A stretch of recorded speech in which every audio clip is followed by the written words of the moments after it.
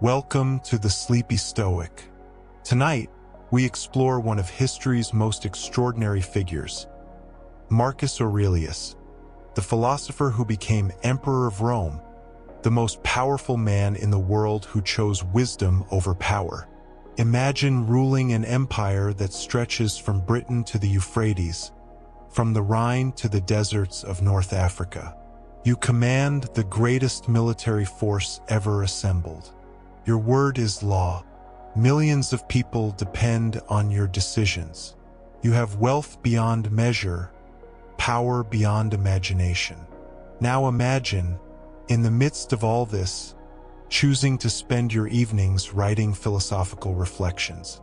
Not grand proclamations of your achievements, not laws or decrees, but private notes to yourself about how to be a better person, how to remain humble, how to accept death, how to treat others with kindness. This was Marcus Aurelius. Born in 121 AD, he would rule the Roman Empire from 161 until his death in 180 AD. These were 19 years of constant crisis, plague, war, betrayal, loss. Yet through it all, he maintained his philosophical practice, writing what would become known as the Meditations. These weren't meant for publication. They were his personal journal, his way of reminding himself of what mattered when everything around him demanded his attention. He wrote in Greek, the language of philosophy, even though Latin was the language of power. He wrote during military campaigns, in the quiet moments between battles, in the rare privacy of his tent. The book we have is incomplete, sometimes repetitive, occasionally contradictory. It's not a polished philosophical treatise. It's the raw thoughts of a man trying to live well under extraordinary pressure. And perhaps that's why it speaks to us so powerfully 2,000 years later. Marcus learned Stoic philosophy in his youth. He studied with the best teachers Rome could provide. He read Epictetus devotedly. The former slave's teachings on freedom resonated deeply with the young prince who would become emperor. He absorbed the works of earlier Stoics, learning to distinguish what was within his control from what was not. But learning philosophy and living it are different things. Marcus would face tests that few people ever encounter. How do you maintain your character when everyone tells you you're divine? How do you stay humble when you're the most powerful person in the world? How do you practice kindness when leading armies? How do you accept what you cannot control when you seem to control everything? The Meditations is his answer. Not a theoretical answer, but a lived one. Written in the midst of difficulty, not from the safety of retirement. The philosophy of a man who needed it desperately, who used it as a tool for survival, for sanity, for maintaining his humanity. He writes to himself about death, knowing he could die on campaign at any moment. He writes about accepting what happens, when what happens includes plague killing millions of his subjects. He writes about the brevity of life and the insignificance of fame, despite being the most famous person in the world. He writes about treating everyone with respect, including the enemies he's fighting. These aren't abstract philosophical exercises. They're survival strategies. They're how he maintained his freedom while carrying the weight of empire. They're how he stayed sane while the world demanded everything from him. Tonight, we'll explore his life and his philosophy. We'll see how power and wisdom can coexist, how duty and freedom can balance, how one man used Stoic principles to navigate challenges most of us can barely imagine. But we'll also see how his wisdom applies to you. You may not rule an empire, but you face your own trials. You experience stress, loss, difficult people, circumstances beyond your control. Marcus's insights, born from extreme circumstances, illuminate our everyday struggles. The emperor who had everything understood that external power meant nothing. True power, he knew, came from mastering yourself. True freedom came from accepting what you cannot control and focusing entirely on what you can. Let's begin with his early life, before the weight of empire settled on his shoulders, when he was still learning what it meant to be human. Marcus Aurelius was born Marcus Annius Verus in Rome, April 26, 121 AD. His family was wealthy, well-connected, part of Rome's senatorial class. He grew up in privilege, but privilege that came with expectations, with duty, with the burden of living up to the family name. His father died when Marcus was young. He was raised by his grandfather and later adopted by the Emperor Antoninus Pius. This adoption wasn't chosen by Marcus. It was arranged by the previous emperor, Hadrian, as part of his succession planning. At 17, Marcus learned he would one day rule the empire. He had no choice in the matter. Think about that. Most of us worry about choosing careers, about finding purpose. Marcus had his entire life's purpose determined for him before he was old enough to truly understand what it meant. He would be emperor. He would bear responsibility for millions of lives. And he couldn't refuse. How did he respond? By throwing himself into preparation. He studied rhetoric, philosophy, law, administration. He learned from the best teachers. But more importantly, he learned to see this role as just that, a role he had to play, not who he essentially was. This distinction, central to Stoic philosophy, would become crucial for him. You are not your circumstances. You are not your role. You are the one who chooses how to play that role. Marcus would be emperor, but he didn't have to let that define him. He could be emperor and still remain a student of wisdom. He discovered philosophy early, around age 12. His first teacher introduced him to the Stoic way of thinking, and something in it resonated deeply. Perhaps it was the emphasis on what you can control versus what you cannot. For someone whose life had been planned for him, who would have so little freedom in choosing his path, this teaching offered a different kind of freedom. You cannot control being made emperor. You can control how you respond to being made emperor. You cannot control the demands placed on you. You can control your character in meeting those demands.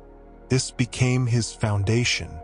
He studied under several prominent Stoic teachers.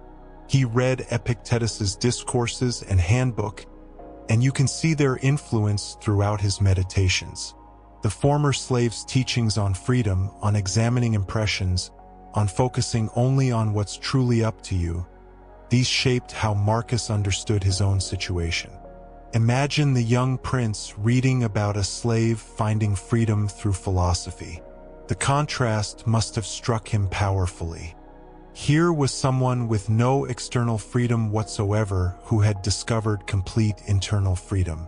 And here was Marcus, destined for ultimate external power, learning that such power meant nothing compared to inner freedom.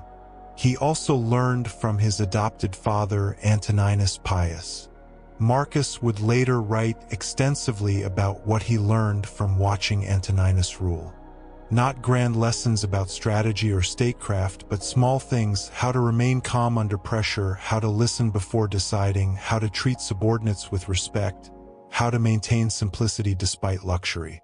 For 23 years, from age 17 to 40, Marcus prepared for power. This wasn't typical. Most emperors seized power or inherited it suddenly. Marcus had decades to prepare, to study, to observe, to develop his character before the full weight descended. But preparation and reality are different things. In 161 AD, Antoninus died, and Marcus became emperor. He immediately made his adoptive brother, Lucius Verus, co-emperor. This wasn't required. He could have ruled alone, but he chose to share power, to honor the relationship, to practice what philosophy taught about cooperation and human connection. The early years went well enough. Rome was prosperous. The frontiers were mostly quiet. Marcus could focus on administration, on justice, on trying to govern according to philosophical principles. He worked to improve legal protections for slaves, to increase support for orphans, to make the system more just. But in 165 AD, everything changed. The Parthian War began in the east. Roman legions would fight for years. Then, in 166 AD, the Antonine Plague arrived, brought back by returning soldiers. This pandemic would kill millions across the empire, perhaps 5 to 10 million people. It would rage for years, weakening everything. Marcus's co-emperor, Lucius Verus, died in 169 AD, possibly from the plague. In 170 AD, Germanic tribes crossed the Danube, invading Roman territory. For the rest of Marcus's reign, he would be at war, defending the northern frontier, rarely seeing Rome. This was the crucible in which the Meditations were written, not in peaceful contemplation, but in military camps, during campaigns, surrounded by death and difficulty. The philosophy wasn't theoretical. It was Marcus's lifeline, his way of maintaining sanity and character while the world fell apart around him. Let's understand what Marcus faced. The Antonine Plague wasn't like modern pandemics where we have vaccines, treatments, understanding of disease transmission. People just started dying.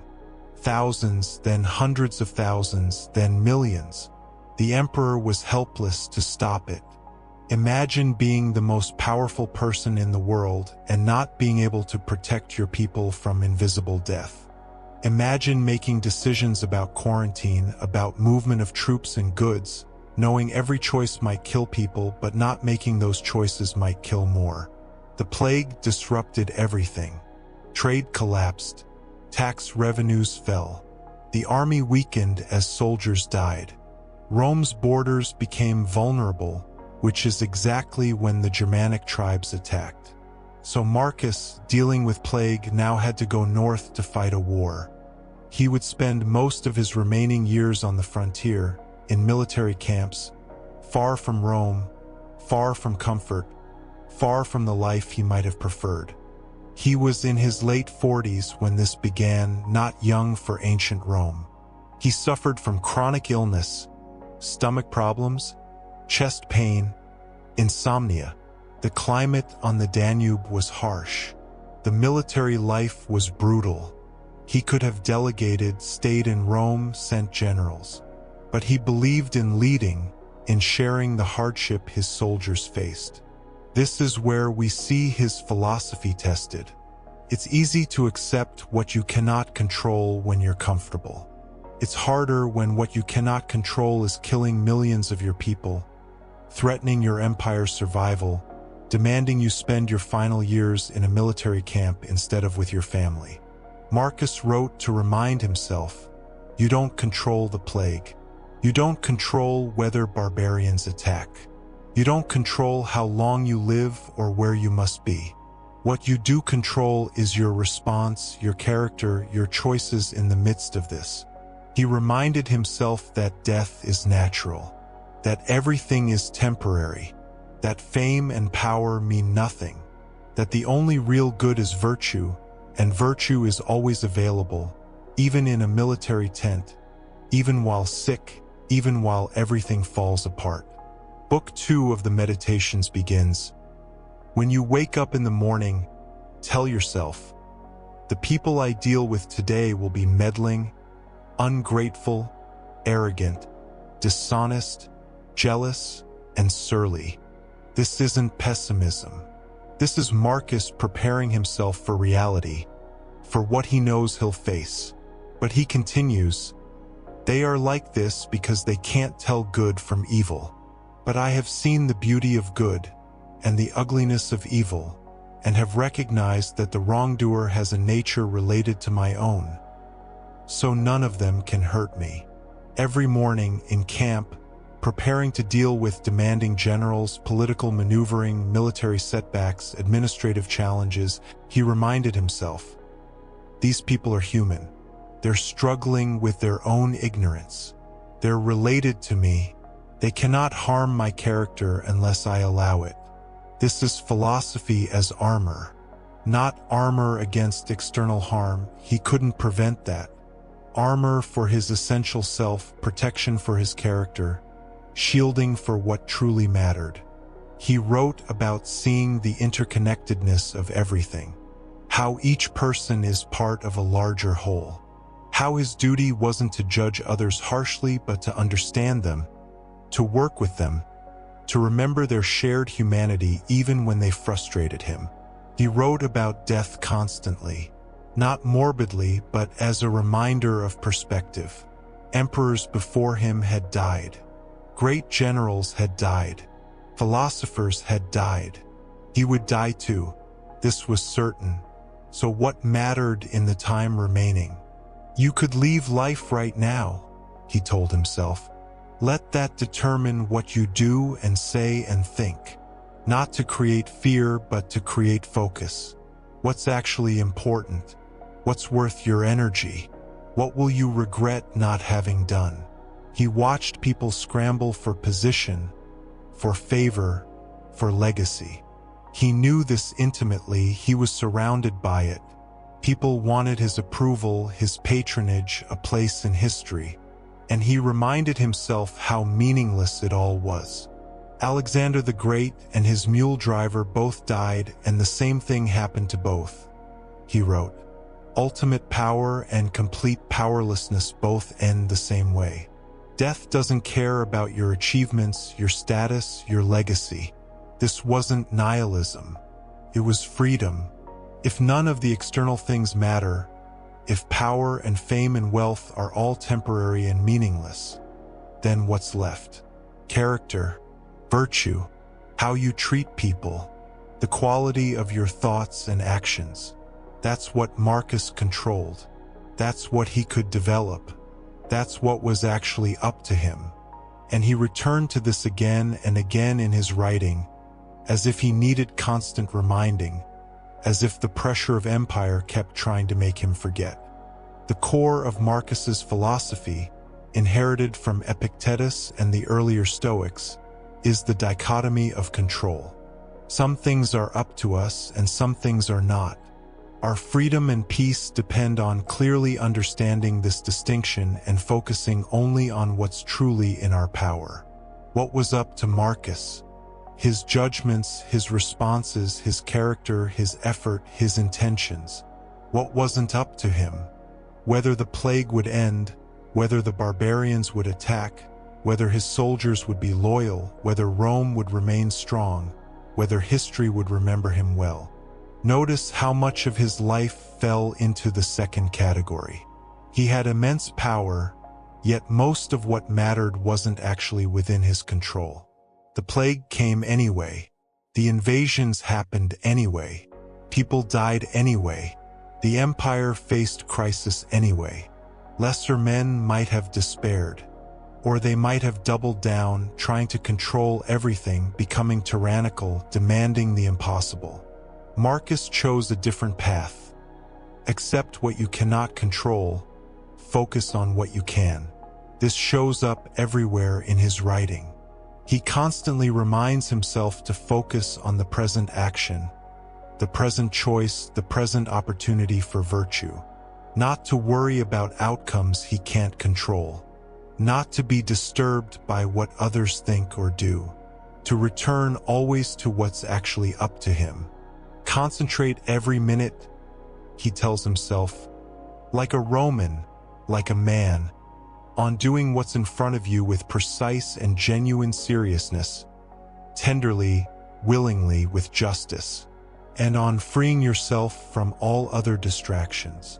This is remarkable advice from an emperor.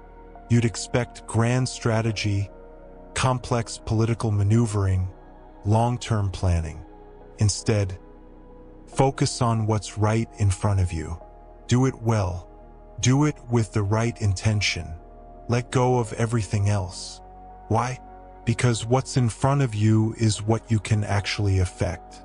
The meeting you're in now, the person you're speaking with now, the decision you're making now, these are where your power lies. Worrying about future outcomes you can't control only disturbs you. It doesn't change anything. He reminds himself constantly that other people's opinions aren't up to him. This is striking given his position. Every emperor craves approval, fears criticism. The whole machinery of power runs on managing perception. Yet Marcus writes about letting go of what others think. I have often wondered, he says, how it is that every man loves himself more than all the rest of men, but yet sets less value on his own opinion of himself than on the opinion of others. Why do we care so much what others think when their opinions are beyond our control and don't determine our actual worth? This question must have been acute for someone surrounded by flattery and criticism, by people with agendas, by constant judgment. His answer: focus on your own judgment of yourself. Do you act with virtue? Do you treat people justly? Do you maintain your character? If yes, that's sufficient. Others' opinions, whether praise or blame, are external to this. They're not up to you. Let them go. This didn't mean ignoring feedback or refusing to consider criticism. It meant not making his peace dependent on others' approval, not defining his worth by external validation, maintaining his center regardless of whether people praised or condemned him. He applied this same principle to his body and circumstances. His health problems, his aging, his physical limitations, these weren't up to him. Fighting against them mentally only created suffering. Accept the body you have. Work with it. Don't add mental anguish to physical pain. Your mind will take on the character of your thoughts, he wrote. So choose your thoughts carefully. Don't dwell on what you cannot control. Don't rehearse grievances. Don't replay past failures or worry obsessively about future outcomes. Focus your thinking on what's actually up to you. This is practical wisdom for someone carrying immense responsibility. He couldn't afford to waste mental energy on what he couldn't change.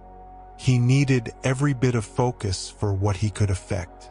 The dichotomy of control wasn't just philosophy, it was survival strategy. But it goes deeper than strategy. It's about freedom. Marcus had ultimate external power but limited real freedom. His days were determined by duty. His location was determined by military necessity. His actions were constrained by obligation and circumstance. Where was his freedom? In his mind, in his judgments, in his responses, in his character. No one could take these from him. No circumstance could eliminate his power to choose his attitude, his thoughts, his reactions. This was his unassailable citadel. People seek retreats, he writes, in the country, by the sea, in the mountains. But this is altogether unphilosophical, when it is in your power to retreat into yourself at any moment. Nowhere can you find a more peaceful retreat than in your own mind. The emperor who could command any physical retreat understood that true refuge was internal. You don't need to escape to the countryside when you can find peace in understanding what's up to you and what isn't. You don't need perfect circumstances when you have the power to respond to any circumstance with wisdom. Marcus understood that we suffer not because of what happens, but because of our judgments about what happens. This is perhaps Stoicism's most powerful insight, and he returned to it constantly. Something occurs, you lose money, someone insults you, you get sick, plans fail. This is the external event.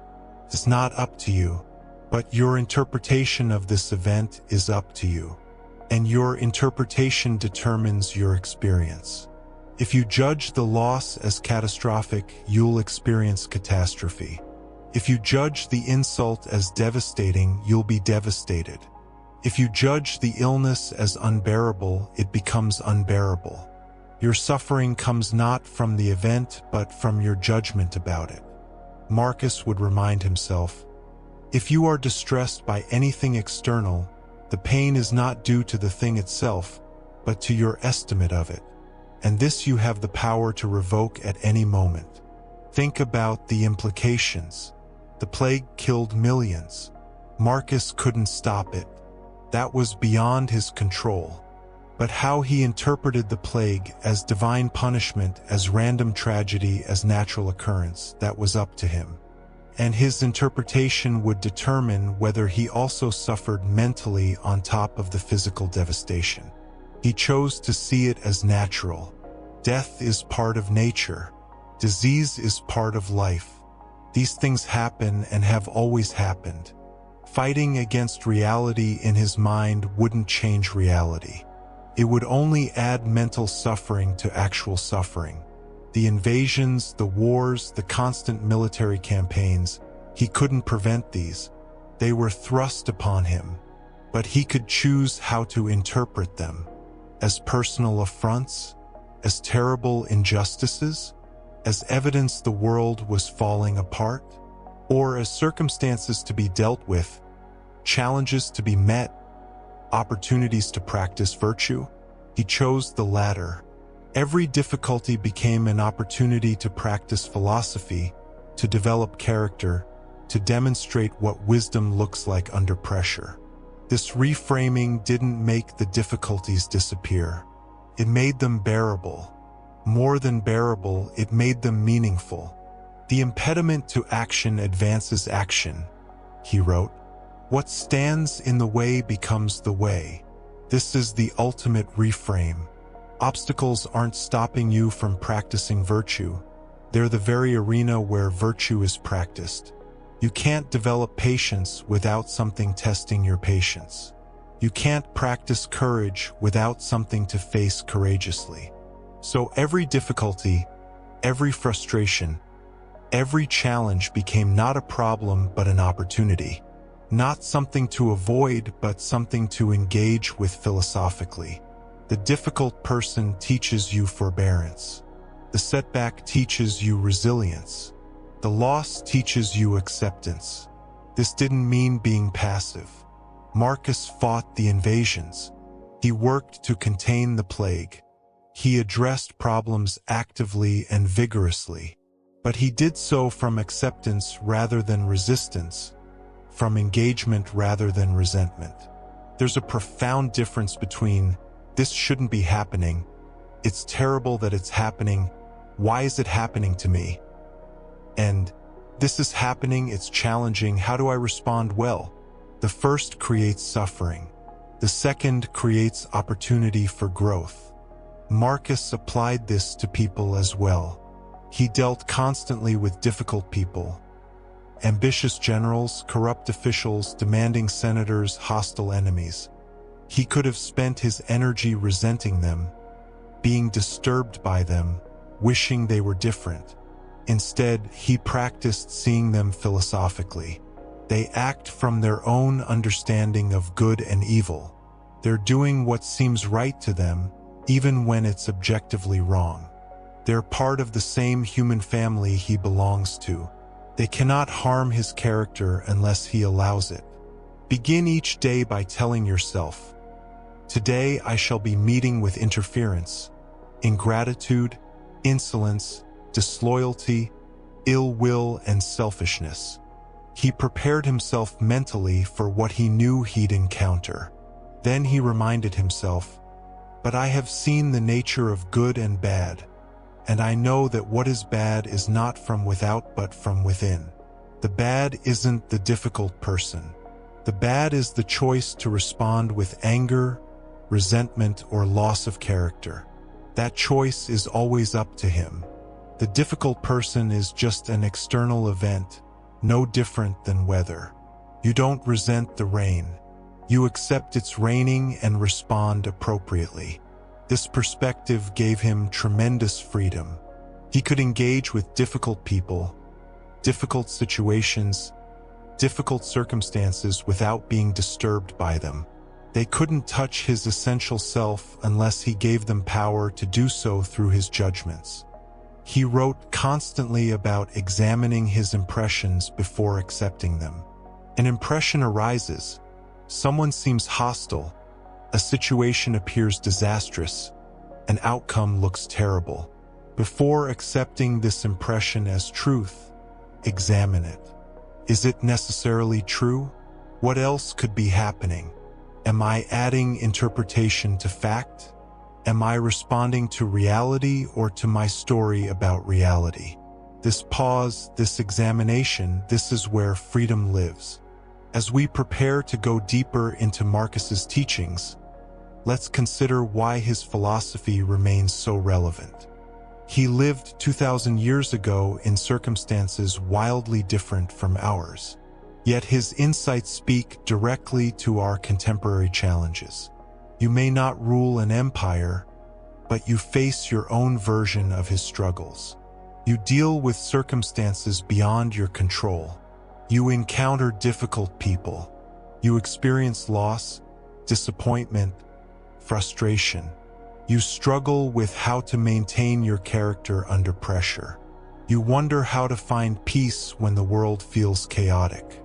Marcus's answers, forged in extreme circumstances, illuminate our everyday difficulties. If he could maintain his character while ruling the empire during plague and war, you can maintain yours in your circumstances. The principles scale. The wisdom applies.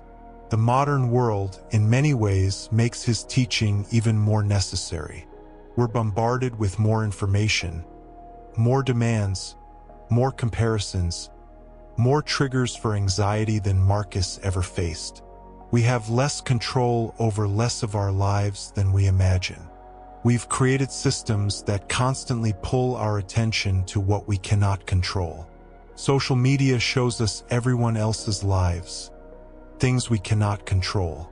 News cycles focus on catastrophes, things we cannot control.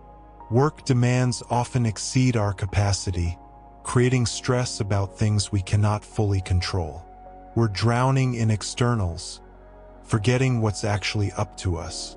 Marcus would look at our world and recognize it immediately. Different details, same fundamental challenge. How do you maintain your freedom when so much is beyond your control? How do you find peace when so much demands your attention?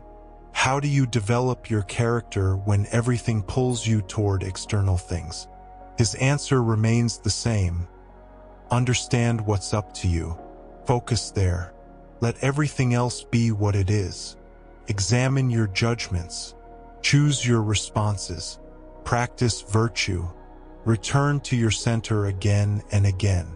This is as radical now as it was then. Our culture tells you to control everything, to maximize everything, to optimize everything. Marcus says, let most things go. Focus on character. Accept what you cannot change. Find freedom in understanding, not in control. Our culture tells you your worth comes from achievement, status, wealth, approval. Marcus says, your worth is inherent. It lies in your capacity for wisdom and virtue. External things neither add to it nor diminish it. Our culture tells you to fear death, to avoid suffering, to seek comfort. Marcus says, death is natural. Suffering is part of life. Comfort isn't the goal. Living well, with character, with virtue, with wisdom, that's what matters. These teachings challenge our fundamental assumptions about what matters. They offer a different path, a different understanding of human life and human flourishing. They worked for Marcus under extreme pressure. They can work for you. In the segments ahead, we'll explore his specific teachings in depth. We'll see how he understood virtue, duty, relationships, death, and the nature of reality. We'll discover practical applications for your daily life. We'll learn from the philosopher emperor who proved that wisdom and power can coexist, that character can survive any circumstance. But the foundation is here. Understand what's up to you. Focus your energy there. Accept what isn't up to you. Examine your judgments. Choose your responses. Practice virtue regardless of circumstances. This is the path to freedom. Marcus discovered this truth while ruling the world. You can discover it in your life, whatever your circumstances.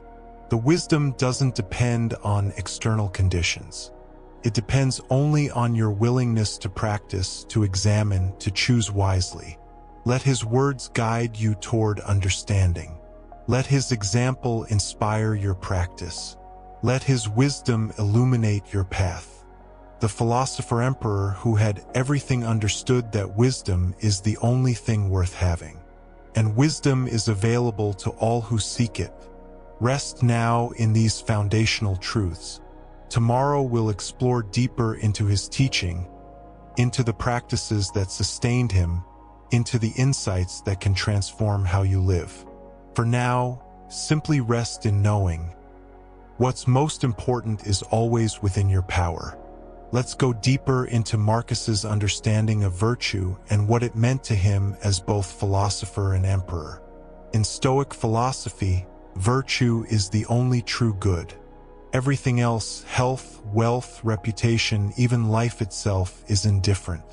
Virtue alone makes life worth living. This seems abstract until you see how Marcus applied it. He had everything the world considers good: power, wealth, status, influence. Yet he constantly reminded himself that none of these things were actually good. They were just circumstances, externals, things that could be taken away. What made his life worthwhile wasn't being emperor. It was being a good emperor. It wasn't having power but using power justly. It wasn't being famous but maintaining his character despite fame. The virtue was what mattered, not the external circumstances in which he practiced it. He identified 4 cardinal virtues, the pillars of Stoic philosophy: wisdom, justice, courage, and self-discipline. Every situation, every challenge, every decision was an opportunity to practice one or more of these virtues. Wisdom meant seeing things clearly, understanding what's truly up to you, not being deceived by appearances. When someone flattered him, wisdom saw through it. When circumstances seemed catastrophic, wisdom maintained perspective. When options appeared limited, wisdom found the path forward.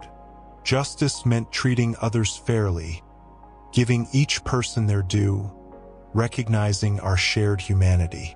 This was particularly challenging for an emperor. He had the power to be unjust with impunity. No one could stop him from favoring cronies, punishing enemies unfairly, taking what he wanted. Yet he practiced justice because it was right, not because he was compelled to. He wrote about waking up and reminding himself that people would be difficult, that they would frustrate him. But he also reminded himself, they are related to me, not by blood or birth, but through sharing in the same intelligence and divine nature. None of them can hurt me, because no one can implicate me in what's degrading. This is justice, seeing others as fellow humans, worthy of respect despite their flaws. Not because they've earned it, but because they're human.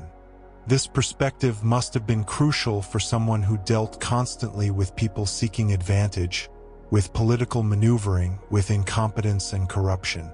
Courage, for Marcus, wasn't just physical bravery in battle, though he demonstrated that too. It was the courage to do what's right despite pressure to do otherwise. The courage to maintain your character when everyone else is compromising. The courage to stand alone if necessary. Imagine the pressures he faced. Advisors pushing different agendas. Generals wanting glory. Senators wanting favor. Everyone with opinions about what he should do. The courage to listen to all of this and still choose what wisdom and justice demanded. That's the courage he practiced. Self-discipline was perhaps his most constant practice. discipline over his reactions, his desires, his aversions. Discipline in maintaining his philosophical practice despite everything demanding his attention.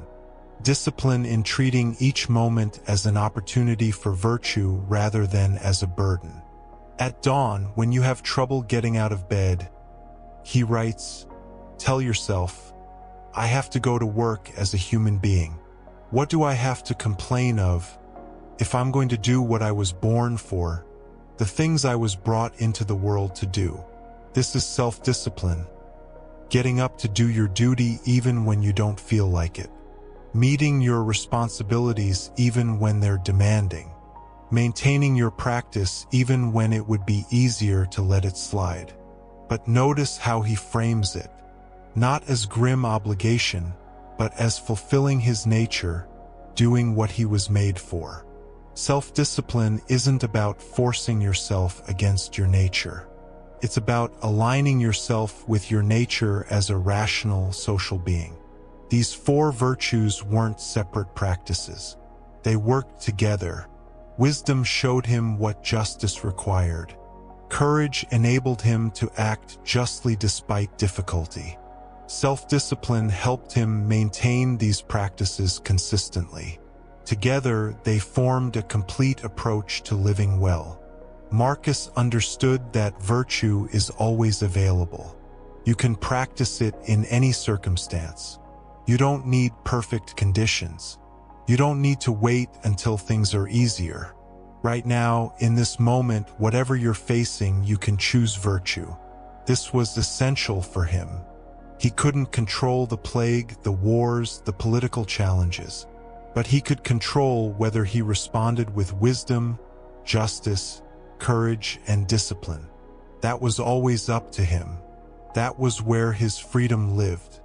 Marcus wrote extensively about the nature of reality and our place in it. He understood himself as part of a larger whole, connected to everything, not separate or isolated.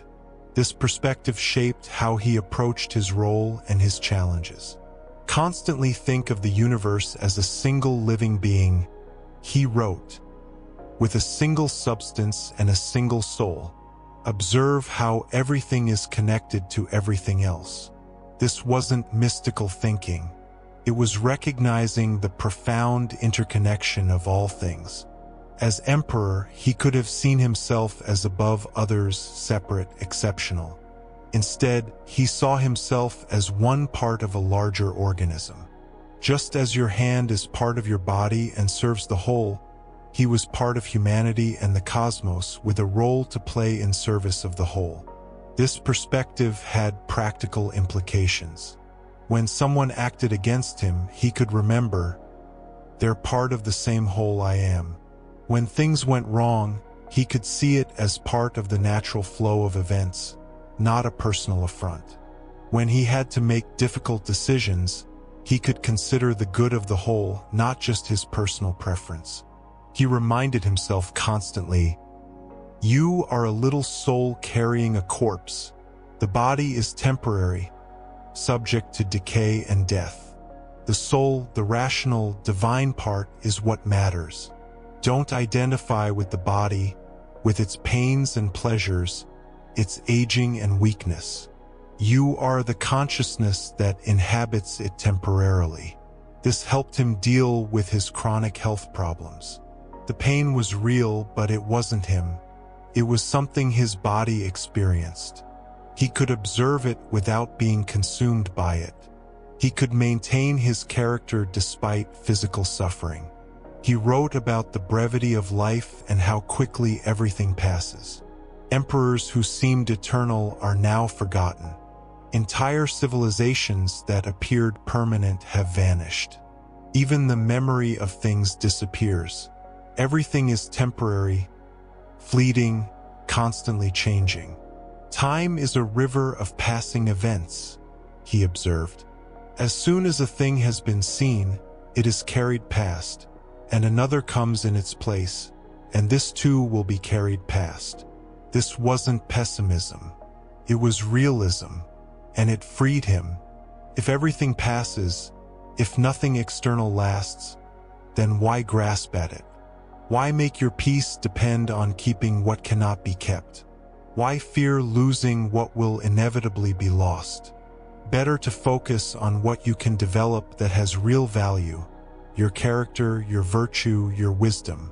These aren't subject to time in the same way. They're qualities of soul that you can cultivate and that give meaning to however much time you have. He reflected often on death. Not morbidly, but practically. Death is natural. It's part of the cycle of existence. Everything that comes into being passes away. This has always been true and will always be true. You could leave life right now, he reminded himself. Let that determine what you do and say and think. Death gives urgency, clarifies what matters. If this might be your last day, how do you want to live it? What's actually important? Not fame, you'll be dead and won't experience it. Not wealth, you can't take it with you. Not others' opinions, they'll move on to judging other people. What matters is living this day well, with virtue, with character, with wisdom. This perspective must have been particularly acute for Marcus. He was often sick. He lived during a plague. He fought in wars. Death was all around him. He could have been consumed by fear of it. Instead, he used awareness of death to live more fully. He also understood that nature is neither good nor evil, it simply is. The plague wasn't divine punishment. The invasions weren't cosmic injustice. They were natural events, part of the way things work. Fighting against nature, resenting natural processes, this only creates suffering. Better to accept nature as it is and work with it. You're part of nature. Your life follows natural laws. You're born, you live, you die. Within that framework, you have choices about how to live, but not about the framework itself. This acceptance didn't mean passivity. Marcus fought the invasions vigorously. He worked to contain the plague. He took action. But he did so from acceptance of reality, not from resistance to it. He worked with what was not against it. He wrote, "Accept whatever comes to you woven in the pattern of your destiny, for what could more aptly fit your needs?" This is profound acceptance, not resignation, but recognition that you're part of a larger pattern. What comes to you comes for a reason. Not necessarily a reason you can understand, but as part of the natural unfolding of events. Your task isn't to resist this or demand it be different. Your task is to respond well to whatever comes, to find the virtue available in each situation, to play your role excellently, whatever that role might be. Marcus understood duty deeply. He didn't choose to be emperor, but once he committed to fulfilling that role excellently. This wasn't grim obligation. It was recognition that we all have roles to play and that playing them well is part of living virtuously. When you have trouble getting out of bed in the morning, he wrote, "Remember, I was created to work, not to curl up under the blankets." He's reminding himself of his duty, but also of his nature. Humans are made for action, for engagement, for fulfilling our roles. Your role might be parent, employee, friend, citizen. You didn't necessarily choose all these roles, but you have them. The Stoic approach isn't to resent them or try to escape them. It's to play them excellently, to find the virtue available in each role. For Marcus, being emperor meant specific duties: administering justice, defending the empire, managing resources, making difficult decisions.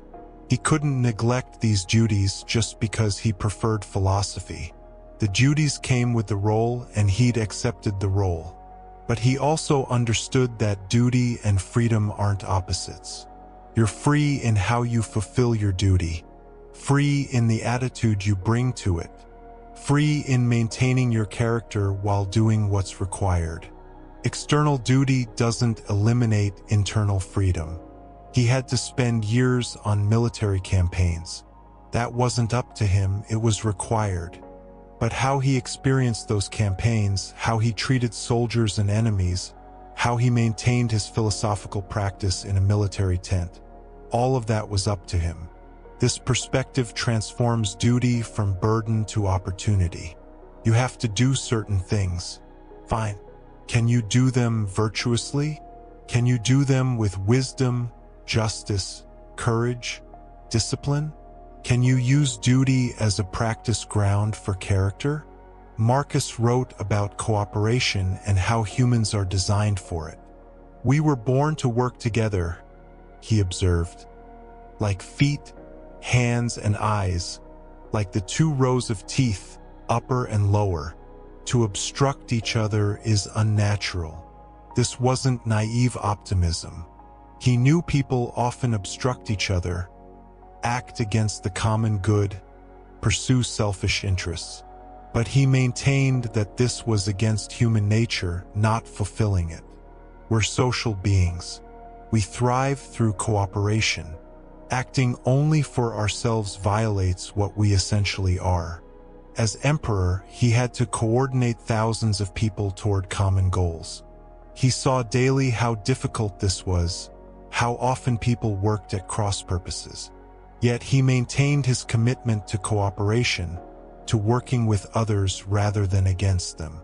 He reminded himself to see others' perspectives, to understand their reasoning even when he disagreed with it. When you wake up in the morning, tell yourself, the people I deal with today will be meddling, ungrateful, arrogant, dishonest, jealous, and surly. But he doesn't stop there. He continues, they are like this because they can't tell good from evil. But I have seen the beauty of good and the ugliness of evil, and have recognized that the wrongdoer has a nature related to my own, not of the same blood or birth, but the same mind, and possessing a share of the divine. This is profound compassion combined with clear sight. Yes, people will be difficult, but they're difficult from ignorance, not malice. They're trying to do what seems good to them. They're related to you, fellow humans, fellow rational beings. They deserve patience and understanding. This didn't mean accepting wrongdoing. Marcus punished corruption, removed incompetent officials, held people accountable. But he did so from understanding, not from anger or personal offense. The punishment served justice and the common good, not his ego. He wrote about finding the good in everyone. Even difficult people have some quality worth appreciating. Even flawed situations have some aspect worth noting. This isn't forced positivity. It's realistic recognition that nothing is entirely without value. Looking for the good serves you. It makes interactions easier. It reduces resentment. It helps you maintain your peace. And it's more accurate than seeing only the bad, which is equally one-sided. He also understood forgiveness. People will wrong you. They'll fail you. They'll disappoint you. You can hold on to resentment, let it eat at you, disturb your peace. Or you can forgive, let go, move forward. Forgiveness isn't condoning wrong action. It's releasing yourself from the burden of resentment. It's choosing your peace over the satisfaction of nursing grievances. It's recognizing that holding on to anger hurts you more than it hurts the person you're angry at. Marcus had many opportunities to practice forgiveness. Political betrayals, military failures, broken promises, he faced them all. He could have become bitter, suspicious, harsh. Instead, he chose understanding and release. Let's explore how Marcus dealt with adversity. He faced enormous challenges: plague, war, political intrigue, personal loss. These weren't abstract philosophical problems. They were real crises that demanded real responses while threatening to overwhelm him. His approach was to see each difficulty as an opportunity to practice virtue. The impediment to action advances action, he wrote. What stands in the way becomes the way. This is one of his most famous insights, and it's deeply practical. Every obstacle is an opportunity. If something blocks your preferred path, that's where you practice adapting, persevering, finding alternative routes.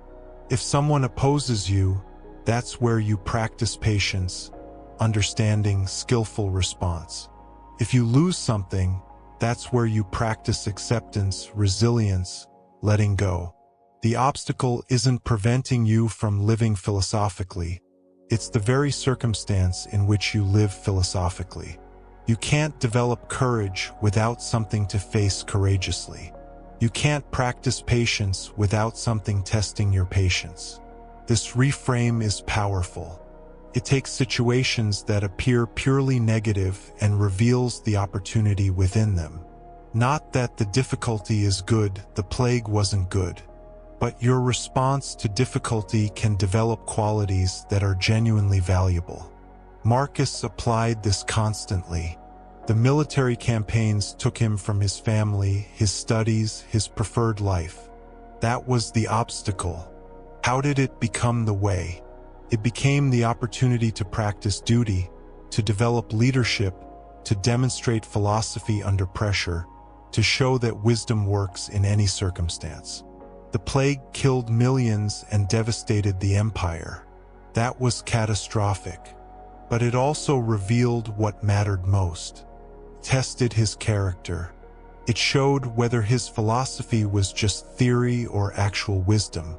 It demanded everything from him, and in meeting those demands, he became more fully himself.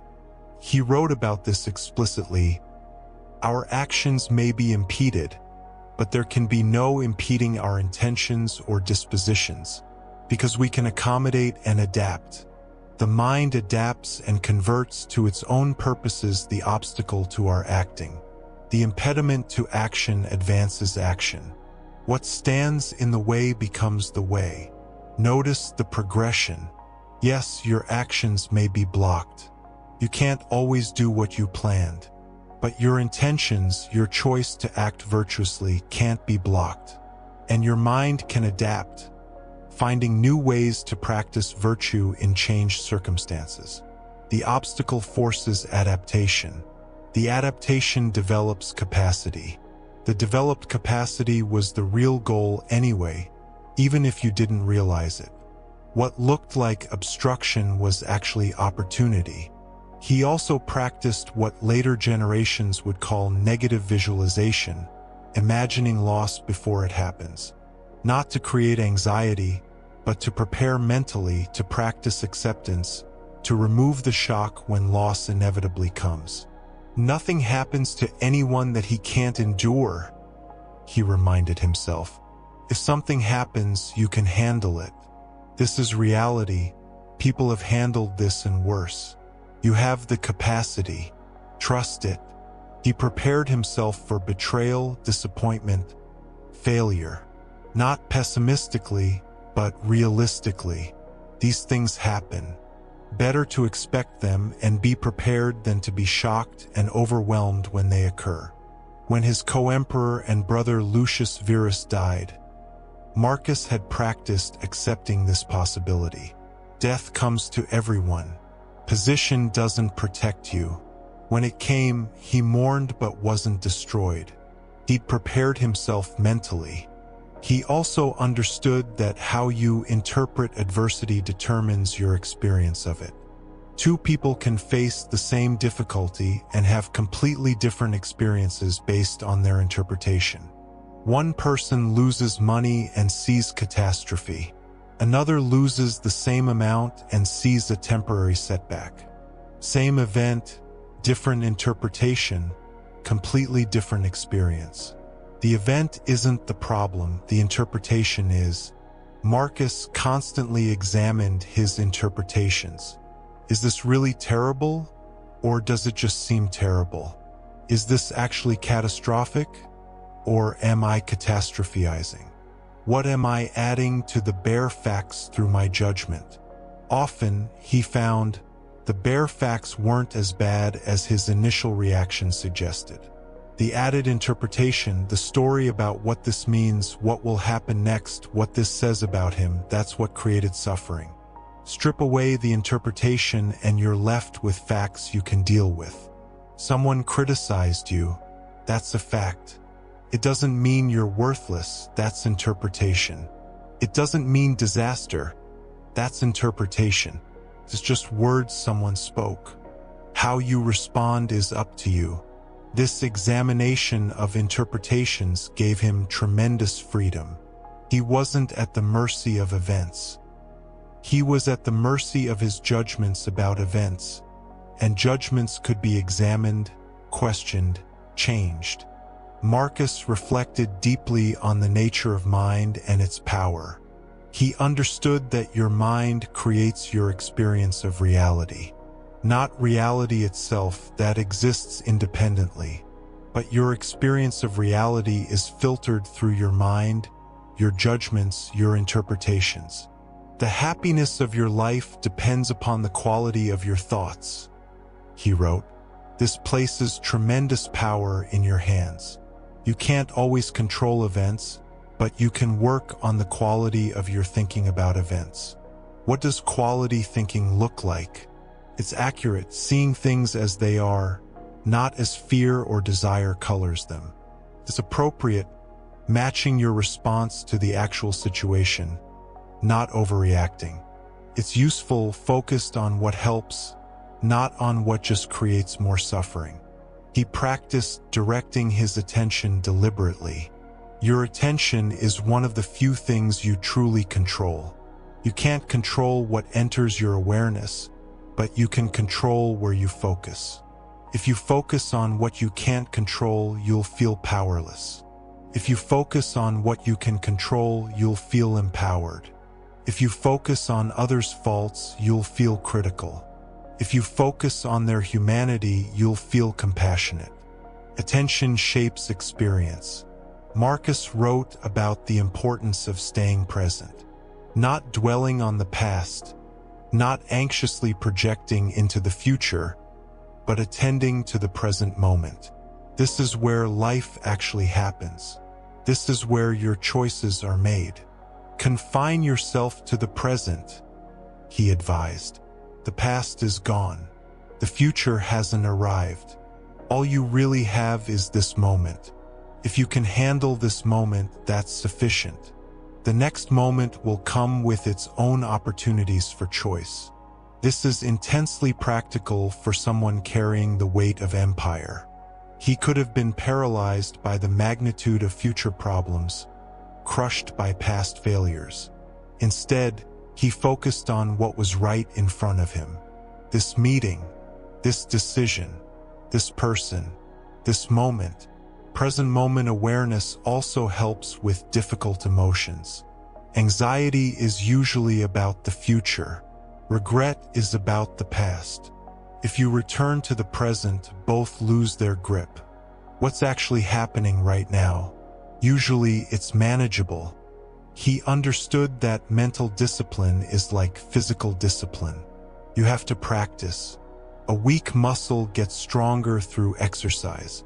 A scattered mind becomes focused through practice. You can train your attention, develop your capacity for clear thinking. He practiced this through his journaling. Writing the meditations wasn't just recording thoughts, it was training his mind. Each time he reminded himself of a principle, he strengthened that neural pathway. Each time he examined a judgment, he developed that capacity. You can do the same, not necessarily through writing, but through deliberate mental practice. When you notice your mind spinning with worry, bring it back to the present. When you notice harsh judgment, examine whether it's accurate. When you notice useful thoughts, strengthen them through repetition. Marcus also wrote about the power of visualization. Imagine yourself responding well to difficulty. Imagine maintaining your character under pressure. Imagine death, loss, disappointment, and see yourself handling these philosophically. This isn't wishful thinking. It's mental preparation. Athletes visualize successful performance. Soldiers visualize combat scenarios. You can visualize philosophical response to life's challenges. When the actual situation comes, you've already practiced mentally. He visualized his own death regularly, not morbidly, but preparingly. Death will come. How do you want to face it? With fear and resistance, or with acceptance and dignity? Practice the latter in your mind, and it becomes more available when needed. He also used what we might call cognitive reframing. Take a situation that appears negative and look at it from different angles. What opportunities does it create? What can you learn from it? How might it benefit you in ways you haven't considered? This isn't denying reality or forcing false positivity. It's recognizing that your initial interpretation is just one perspective. Other perspectives might be equally valid and more useful. Someone betrays you. One perspective: this is terrible. I'm a victim. I can't trust anyone. Another perspective: this reveals their character, protects me from deeper involvement, teaches me to be more discerning. Same event, different frame, different experience. Marcus practiced this constantly. Every setback got reframed as opportunity. Every difficulty became a test of character. Every loss became a chance to practice acceptance. The external events didn't change, but his relationship to them transformed. He understood that you can't think clearly when overwhelmed by emotion. Strong emotion hijacks the rational mind. So he practiced creating space between stimulus and response, space where reason could operate. When something provoked anger, he'd pause. Let the initial emotional surge pass. Then examine, is anger useful here? What would wisdom recommend? How can I respond skillfully rather than just reacting? This pause, this space, this is where freedom lives. Between what happens and your response, there's a gap. In that gap, you can choose. You can access wisdom. You can remember your principles. You can act rather than react. Let's examine how Marcus dealt with fame, legacy, and the human desire to be remembered. As emperor, he was the most famous person in the world. Historians would record his deeds. His statues stood throughout the empire. His name would echo through centuries. Yet he wrote constantly about the meaninglessness of fame. All things fade into the storied past, he observed, and in a little while are shrouded in oblivion. Even to those who revered them, things become but faded memories, and soon are completely forgotten. Think about the emperors before him. Some were remembered, but for what? Their actual lives, their inner experiences, their struggles. These were lost to time. What remained were stories, often distorted, ultimately forgotten. Even the great emperors would be dust and rumor. Why did this matter to Marcus? Because fame is external, beyond your control, ultimately meaningless. If you make your peace depend on being remembered, you've tied it to something you can't control, and that won't matter anyway. Better to focus on living well now, on being the kind of person you want to be, on practicing virtue. These things have intrinsic value. They don't depend on others' recognition. They matter whether anyone knows about them or not. He wrote, "Think of the whole of existence, of which you are the tiniest fragment. Think of the whole of time, of which you have been assigned a brief and fleeting moment. Think of fate and your own role in it. This cosmic perspective is humbling. You're one person among billions, alive for a flash, participating briefly in an eternal process. Your contribution, however significant it seems to you, is infinitesimal in the grand scheme. This could be depressing. Instead, Marcus found it liberating. If you're that small, that temporary, why worry about fame? Why chase after legacy? Why make yourself miserable pursuing recognition that won't matter and won't last? Instead, focus on what you can do in your brief time. Live well, treat people justly, practice wisdom, develop your character. These things have value in themselves, regardless of whether anyone notices or remembers. He observed how quickly even famous people are forgotten. Alexander the Great and his mule driver both died, and the same thing happened to both. They were absorbed into the elements and scattered across the universe, or they were joined together and dispersed. The point isn't cynical, it's realistic. Death comes to everyone. Fame doesn't prevent it. Power doesn't prevent it. Everything you build, everything you achieve will pass away. So what really matters? For Marcus, what mattered was character. You can't take wealth with you. Fame dies when you do. Power ends. But the kind of person you became, the wisdom you developed, the virtue you practiced, these have a different kind of value. Not because they last eternally, they don't, but because they're worth doing for their own sake. Being just as good, whether anyone knows about it or not. Being wise benefits you immediately, whether history remembers or not. This freed him to focus on the intrinsic value of virtue rather than the extrinsic rewards. He could do what was right without needing applause. He could practice wisdom without needing recognition. He could be just without needing credit. The irony is that this very attitude, this indifference to fame, is partly why he's remembered so well. The Meditations, written only for himself with no thought of publication, speaks powerfully to us precisely because it's so genuine, so unperformed. If he'd been writing for an audience, it would have been different. More polished, more impressive, less honest. Instead, we get his actual thoughts, his genuine struggles, his real practice. And that's what makes it valuable. He also wrote about how praise and blame are equally meaningless. People will praise you when you do what they like, blame you when you don't. But their praise and blame say more about them than about you. I have often wondered how it is that every man loves himself more than all the rest of men, but yet sets less value on his own opinion of himself than on the opinion of others. Why do we care so much what others think when their opinions are unreliable, changeable, often uninformed? Better to care what you think of yourself. Better to judge yourself by your own standards, based on virtue, not on others' approval.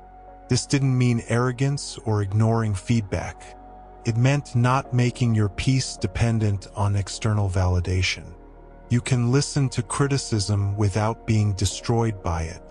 You can receive praise without being inflated by it. Both are just information, not verdicts on your worth. Marcus had to practice this constantly. Everyone had opinions about what he should do. Everyone thought they knew better. If he tried to please everyone, he'd have pleased no one and lost himself in the process. Instead, he consulted wisdom. What does justice require? What would courage choose? What does the common good demand? He made decisions based on these principles, then let others' opinions be what they were. As we conclude this deep exploration of Marcus's philosophy, let's consider his understanding of spiritual practice and the divine. Though Stoicism is a philosophy, not a religion, Marcus maintained a spiritual dimension to his practice. He saw the universe as rational, ordered, guided by what he sometimes called nature, providence, or God. This wasn't a personal deity demanding worship. It was the rational principle underlying reality, the intelligence permeating all things. Everything is interwoven, he wrote, and the web is holy. Nothing is separate, nothing is unconnected. All things work together toward a common end.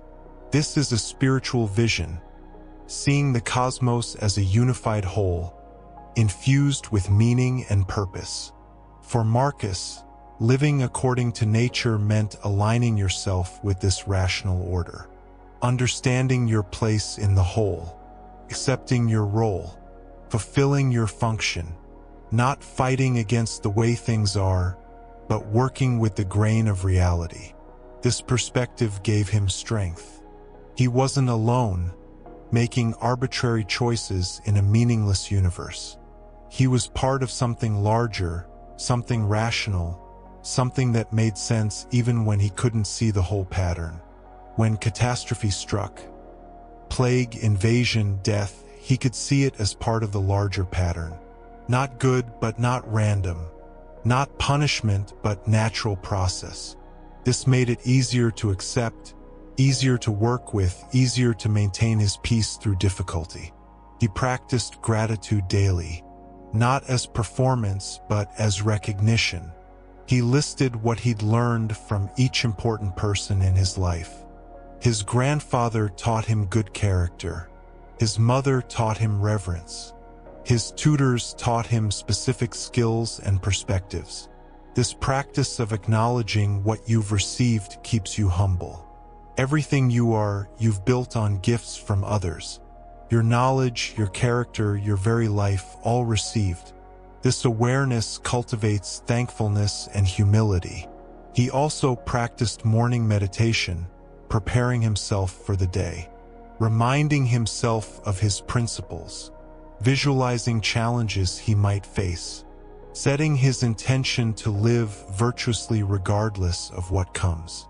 An evening reflection, reviewing his day. Where did he practice wisdom? Where did he forget? What can he learn? What will he do differently tomorrow?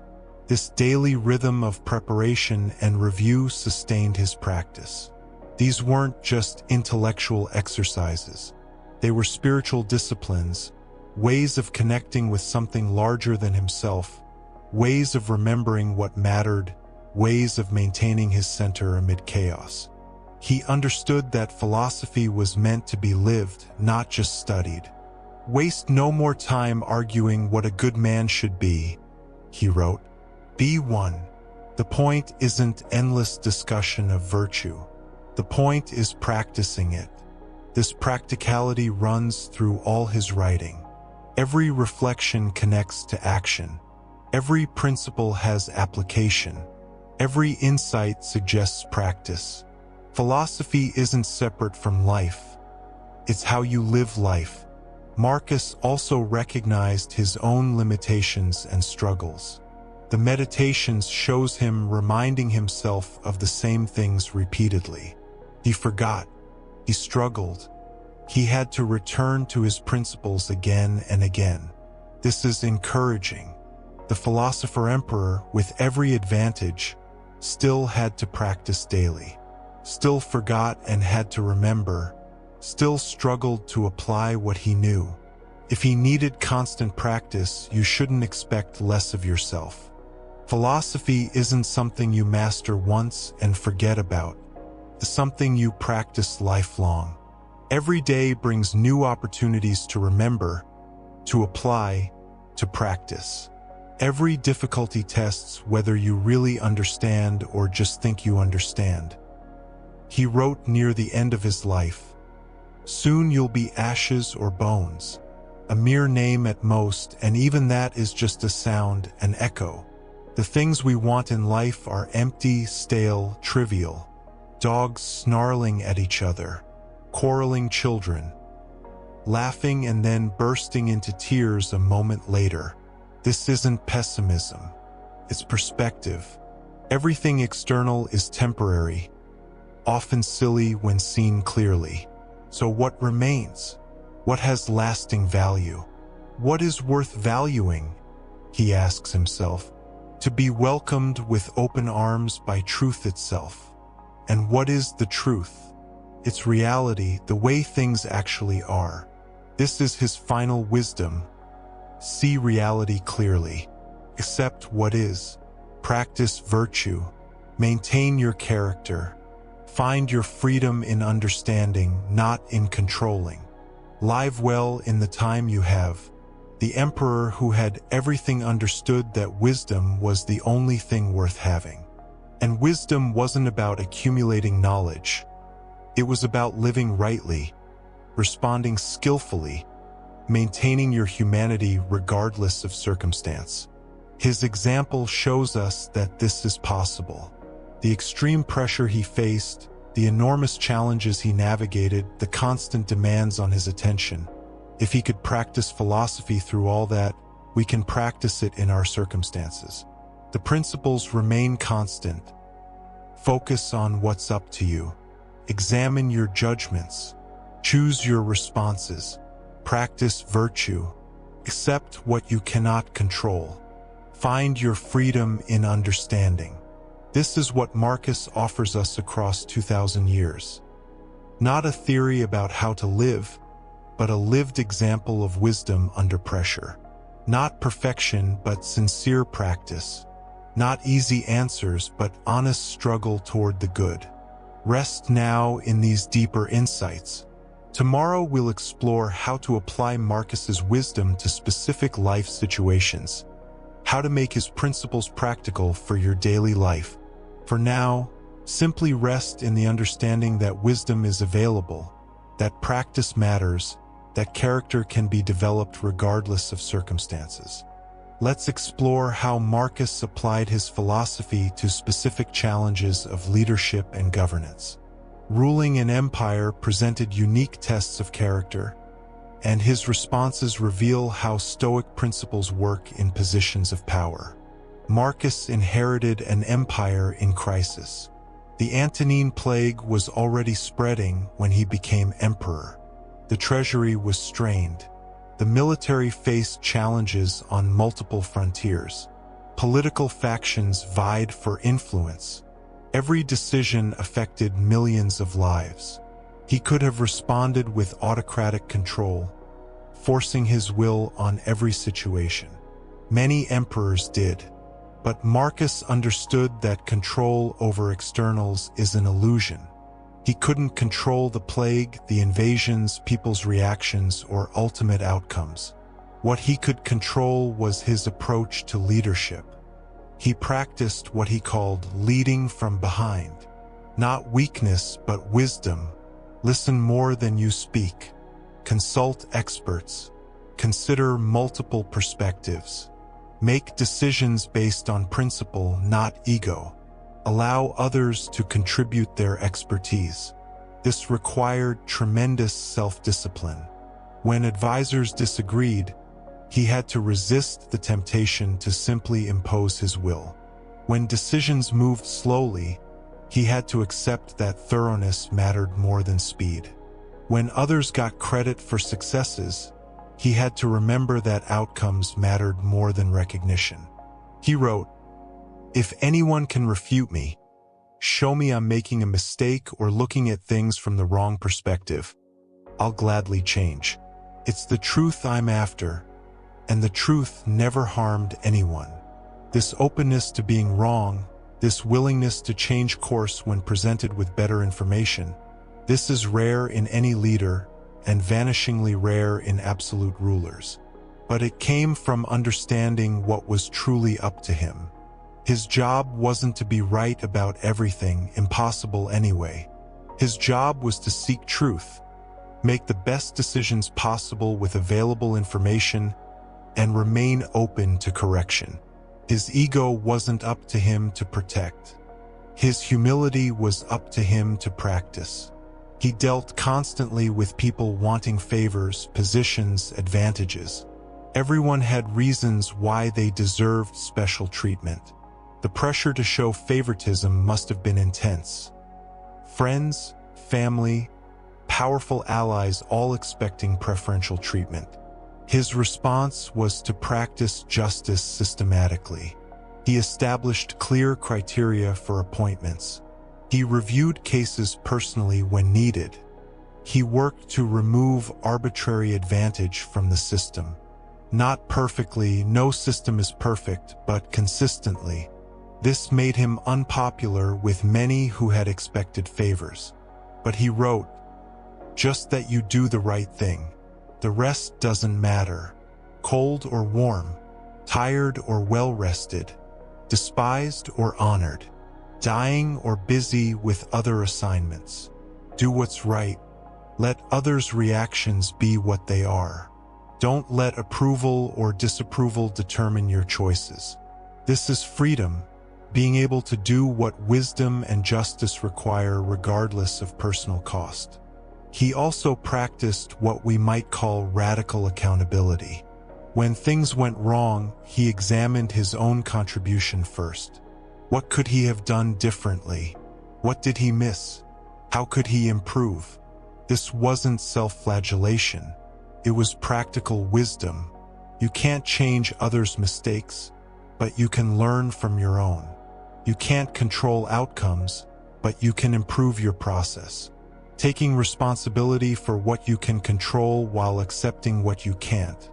This is the path to actual improvement. When generals failed in battle, his first question wasn't, "How do I punish them?"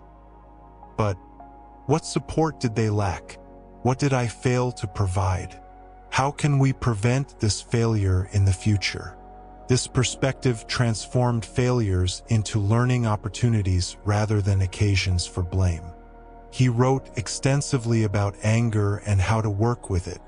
Anger was constant temptation for someone in his position. People would fail him, betray him, disappoint him. The power to punish was readily available. But he practiced restraint. The best revenge is not to be like your enemy, he reminded himself. If someone acts unjustly, the worst response is to become unjust yourself. Their behavior is external to you. Your response is up to you. Maintain your character regardless of theirs. He also recognized that anger usually comes from unmet expectations. You expected people to behave differently. They didn't meet your expectations. You're angry, but those expectations, were they realistic? Were they fair? Were they based on understanding people as they are or as you wish they were? When he caught himself angry, he'd examine the expectation behind it. Often, he'd realize he was expecting people to be wiser than they were, to see things more clearly than they could, to behave better than their understanding allowed. This recognition didn't excuse poor behavior, but it diffused his anger. He could then respond from wisdom rather than emotion. Address the behavior, provide correction if needed, but do so from understanding, not from anger. This made his responses more effective and preserved his own peace. Marcus faced the profound challenge of maintaining perspective while holding ultimate power. Power distorts perception. Everyone tells you what you want to hear. Your smallest whims become commands. Your casual thoughts become policy. How do you stay grounded when reality itself seems to bend around you? He practiced systematic reality checking. He maintained relationships with people who would tell him the truth. He sought out philosophers who treated him as a student, not as an emperor. He read widely, exposing himself to perspectives that challenged his own. Most importantly, he wrote the Meditations.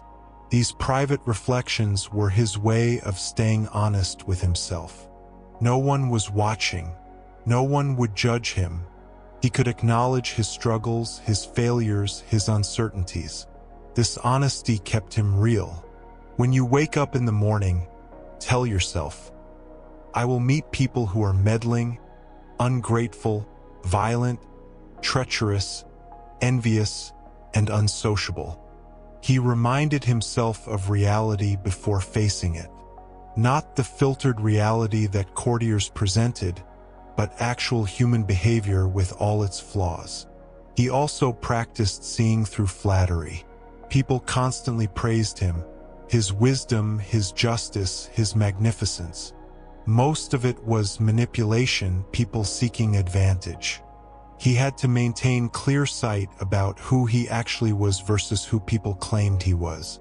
When people injure you, ask yourself what good or harm they thought would come from it. If you understand that, you'll feel sympathy rather than outrage or anger. Your sense of good and evil may be the same as theirs, or near it, in which case you have to excuse them. This is radical empathy from someone who could simply punish anyone who annoyed him. Instead of reacting to being wronged, he tried to understand why people acted as they did. This understanding didn't eliminate consequences for harmful actions, but it eliminated the personal resentment that would have poisoned his own mind. He dealt with military decisions that would result in deaths. Soldiers would die in battles he ordered. Civilians would suffer in wars he waged.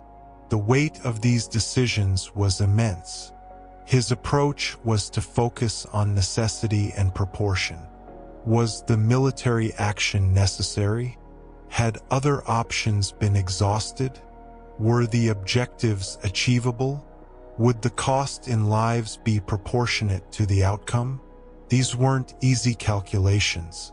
But by focusing on the process, making the most informed, most ethical decision possible, he could accept the outcomes he couldn't fully control. He couldn't guarantee victory or prevent all deaths, but he could ensure decisions were made thoughtfully, ethically, with full consideration of consequences. He wrote about the importance of accepting uncertainty. You rarely have complete information. You can't predict all outcomes. You make the best decision you can with what you know, then accept what follows. Nothing is more pathetic than people who run around in circles, delving into the things that lie beneath and conducting investigations into the souls of the people around them, never realizing that all you have to do is to be attentive to the power inside you and worship it sincerely. Stop trying to control and predict everything. Focus on your own mind, your own character, your own responses. That's where your power actually lies. Everything else is speculation and wasted energy. He also practiced what we might call emotional regulation. Strong emotions would arise: grief at losses, frustration with setbacks, joy at victories, fear of threats. All normal, all human. But he didn't let these emotions drive his decisions. When emotion arose, he'd notice it, name it. I'm feeling afraid right now. Or, this situation is triggering anger. The noticing created space. In that space, he could choose whether to act from the emotion or to wait until he could respond more wisely. This didn't mean suppressing emotion. Suppression just drives feelings underground where they influence you without your awareness.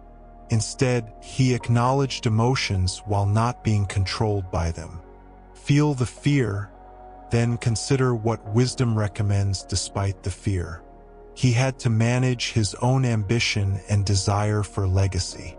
Even with his philosophical training, the temptation toward grand projects, toward making his mark on history, toward building something that would last, these were real. His response was to constantly remind himself of impermanence. Everything passes. Empires fall. Monuments crumble. Even memories fade. The great achievements he might pursue would ultimately turn to dust like everything before them. This wasn't cause for despair. It was liberation from the tyranny of needing to build lasting monuments. He could focus on doing his duty well, on serving his people, on maintaining his character, all without needing these things to be remembered forever. Alexander the Great and his mule driver both died, and the same thing happened to both. Ultimate power and utter powerlessness both end the same way. So do what's right because it's right, not because it will echo through eternity. Let's examine how Marcus dealt with personal loss and grief. His life was marked by repeated losses. His adopted father and mentor, his co-emperor and brother, several of his children, close friends and advisors.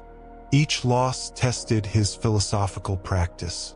Stoicism is sometimes misunderstood as teaching that you shouldn't feel grief, that you should be unmoved by loss. This isn't accurate. Marcus felt grief deeply. The question was how to grieve without being destroyed, how to honor what was lost while accepting that loss is natural. He wrote about his children who died. The pain is evident even in his restrained prose. But alongside the pain is acceptance. Children die. This has always been true. Parents have always faced this. It is part of the pattern of nature, however terrible it feels. All things from eternity are of like form and come round in a circle, and it makes no difference whether a man shall see the same things during 100 years or 200, or for an infinite time. This isn't minimizing loss. It's recognizing that birth and death are natural processes, that loss is woven into existence, that fighting against this reality in your mind doesn't change it but does create additional suffering. He practiced what Stoics called the reserve clause, loving people while remembering they're mortal, temporary, not truly yours to keep. You don't own your children. You don't own your friends. You've been given time with them, but that time will end. Appreciating this from the start makes loss more bearable. This doesn't mean loving less or protecting yourself from connection. It means loving fully while accepting reality. The people you love will die. You will die. Everyone you've ever known will die. This is certain. So love them now, fully, while you can, without the illusion of permanence. When his co-emperor Lucius Verus died, Marcus grieved but also continued governing. The empire needed leadership. His duty didn't pause for grief, so he practiced grief and duty simultaneously, feeling the loss while fulfilling his responsibilities. This is wisdom for anyone who has experienced loss. Life continues. Responsibilities remain. You can honor your grief while still showing up for what needs you. The two aren't mutually exclusive.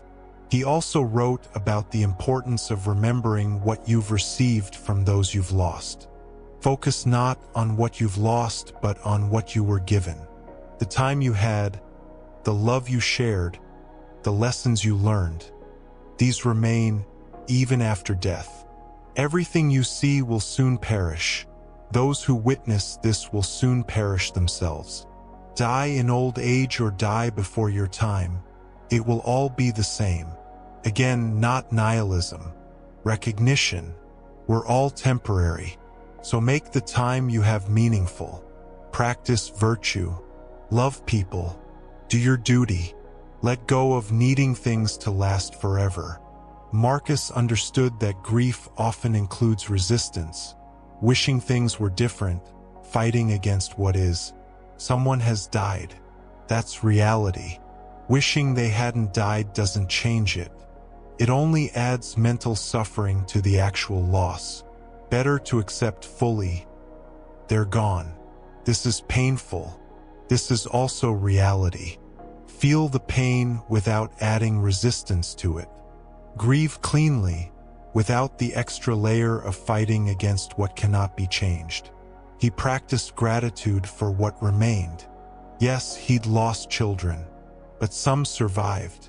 Yes, he'd lost friends, but he still had relationships worth cherishing. Yes, things were difficult, but much remained to be grateful for. This isn't toxic positivity or forced gratitude. It's balanced perspective. Loss is real and painful, but it's not the whole story. Focusing only on loss distorts reality as much as ignoring loss does. See both what you've lost and what you still have. He also recognized that time itself was the ultimate loss he faced. Every moment that passed was gone forever. Every day brought him closer to death.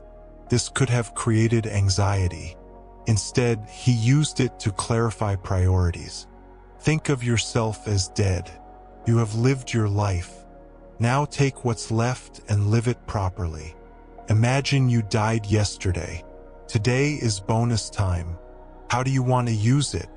What matters enough to claim your attention? What can you let go of? This perspective cuts through triviality and focuses the mind. He wrote about the importance of living each day as if it might be your last. Not in panic, but with purpose. If this is your final day, did you live it well? Did you practice virtue? Did you treat people justly? Did you maintain your character? These questions clarify what matters. Not whether you achieved some distant goal. Not whether you accumulated more wealth or status. But whether you lived this day in alignment with your values, whether you were the person you intended to be. This daily practice of memento mori, remembering death, wasn't morbid. It was focusing. Death is certain. Time is limited. These facts should shape how you live, what you prioritize, how you spend your precious days. Marcus reflected extensively on dealing with criticism, judgment, and the opinions of others. As emperor, he faced constant evaluation, some fair, much of it not. Learning to navigate this without losing himself was essential. He understood that people's opinions reveal more about them than about you. When someone criticizes you, they're expressing their own values, their own understanding, their own perspective. This doesn't make the criticism invalid, but it does mean you shouldn't take it as objective truth about your worth. I have often wondered how it is that every man loves himself more than all the rest of men, but yet sets less value on his own opinion of himself than on the opinion of others. Why do we grant others' opinions such power when we know ourselves better than they know us? When we live with ourselves constantly and they see only surfaces. This recognition frees you from tyranny of approval seeking. He practiced distinguishing between useful feedback and mere noise. Some criticism contains valid insight. Someone sees something you missed. Someone offers a perspective that improves your thinking. This criticism is valuable, use it. Other criticism comes from misunderstanding, from envy, from people projecting their issues onto you. This criticism isn't about you at all. It's noise. Acknowledge it exists, then let it go. Don't waste energy defending yourself against noise. The challenge is discerning which is which. His method: examine the criticism against your understanding of virtue. Does it suggest you violated wisdom, justice, courage, or self-discipline? If yes, consider it seriously. If not, if it's about outcomes you can't control or others' preferences you don't share, let it go. When people praised him, he was equally cautious. Praise is pleasant but dangerous. It can inflate your ego, distort your self-perception, make you dependent on external validation. He practiced receiving praise without letting it define him. Everything we hear is an opinion, not a fact. Everything we see is a perspective, not the truth. Both praise and blame are perspectives. Neither is absolute truth. Hold them lightly.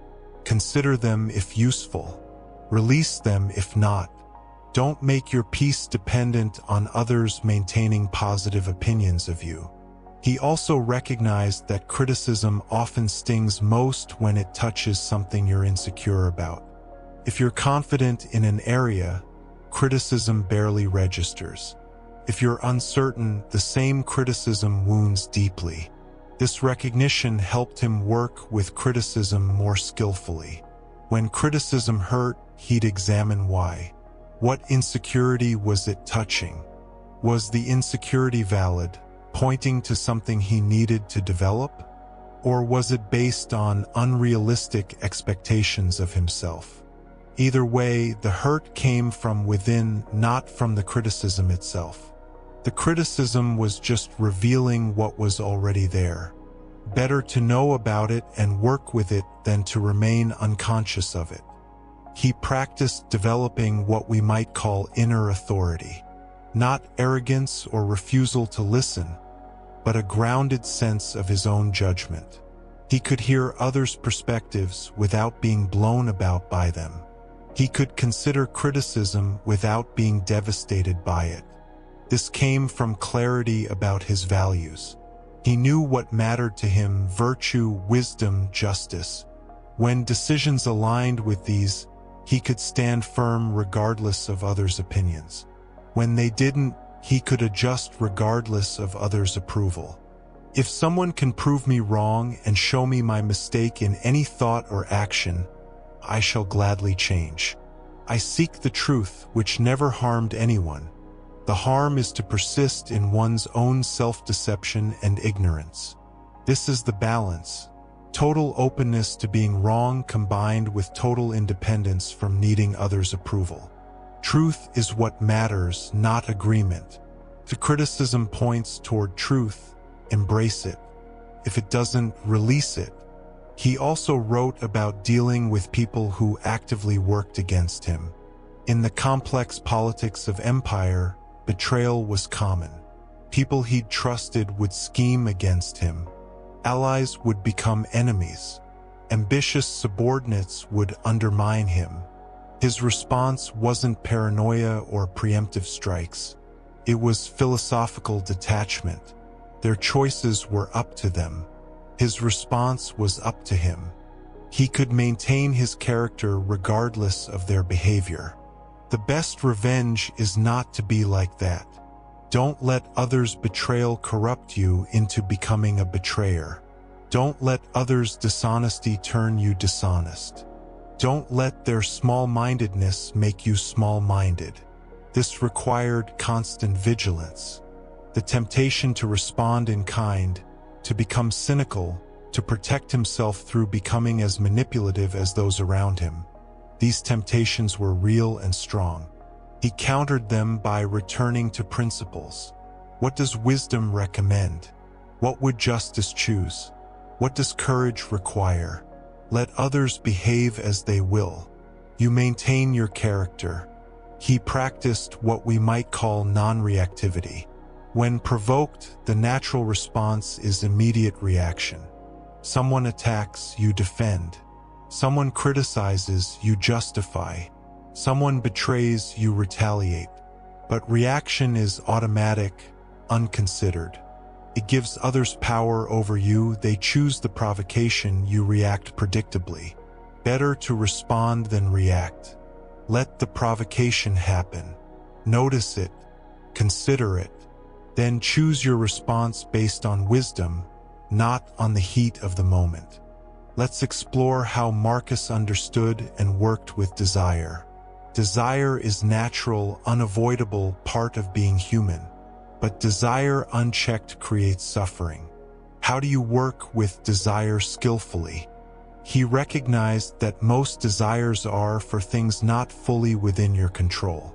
You desire health, wealth, reputation, success, long life, others' love. All of these are influenced by external factors. Tying your peace to obtaining them guarantees disturbance. Don't let your imagination be crushed by life as a whole. Don't try to picture everything bad that could possibly happen. Stick with the situation at hand. Desire often runs wild in imagination, picturing perfect outcomes, fantasizing about future success, building elaborate scenarios in your mind. This imagination creates attachment to specific outcomes, which creates suffering when reality differs. Better to work with what's actually present. What's the situation now? What choice is actually before you? What can you actually do? Ground desire in reality rather than fantasy.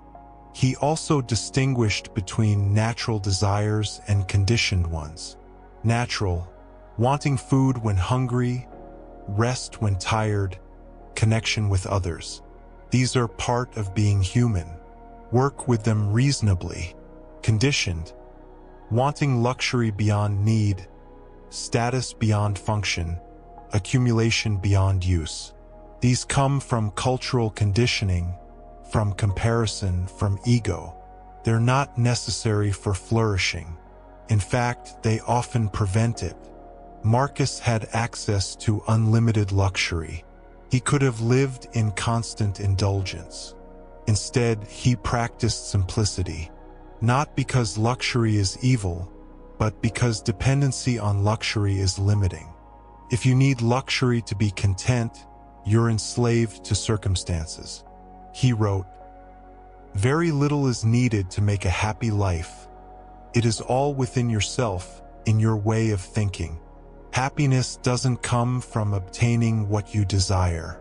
It comes from managing desire itself, from wanting what you have, from finding sufficiency in what's available, from not needing externals to be different than they are." This doesn't mean eliminating all preferences.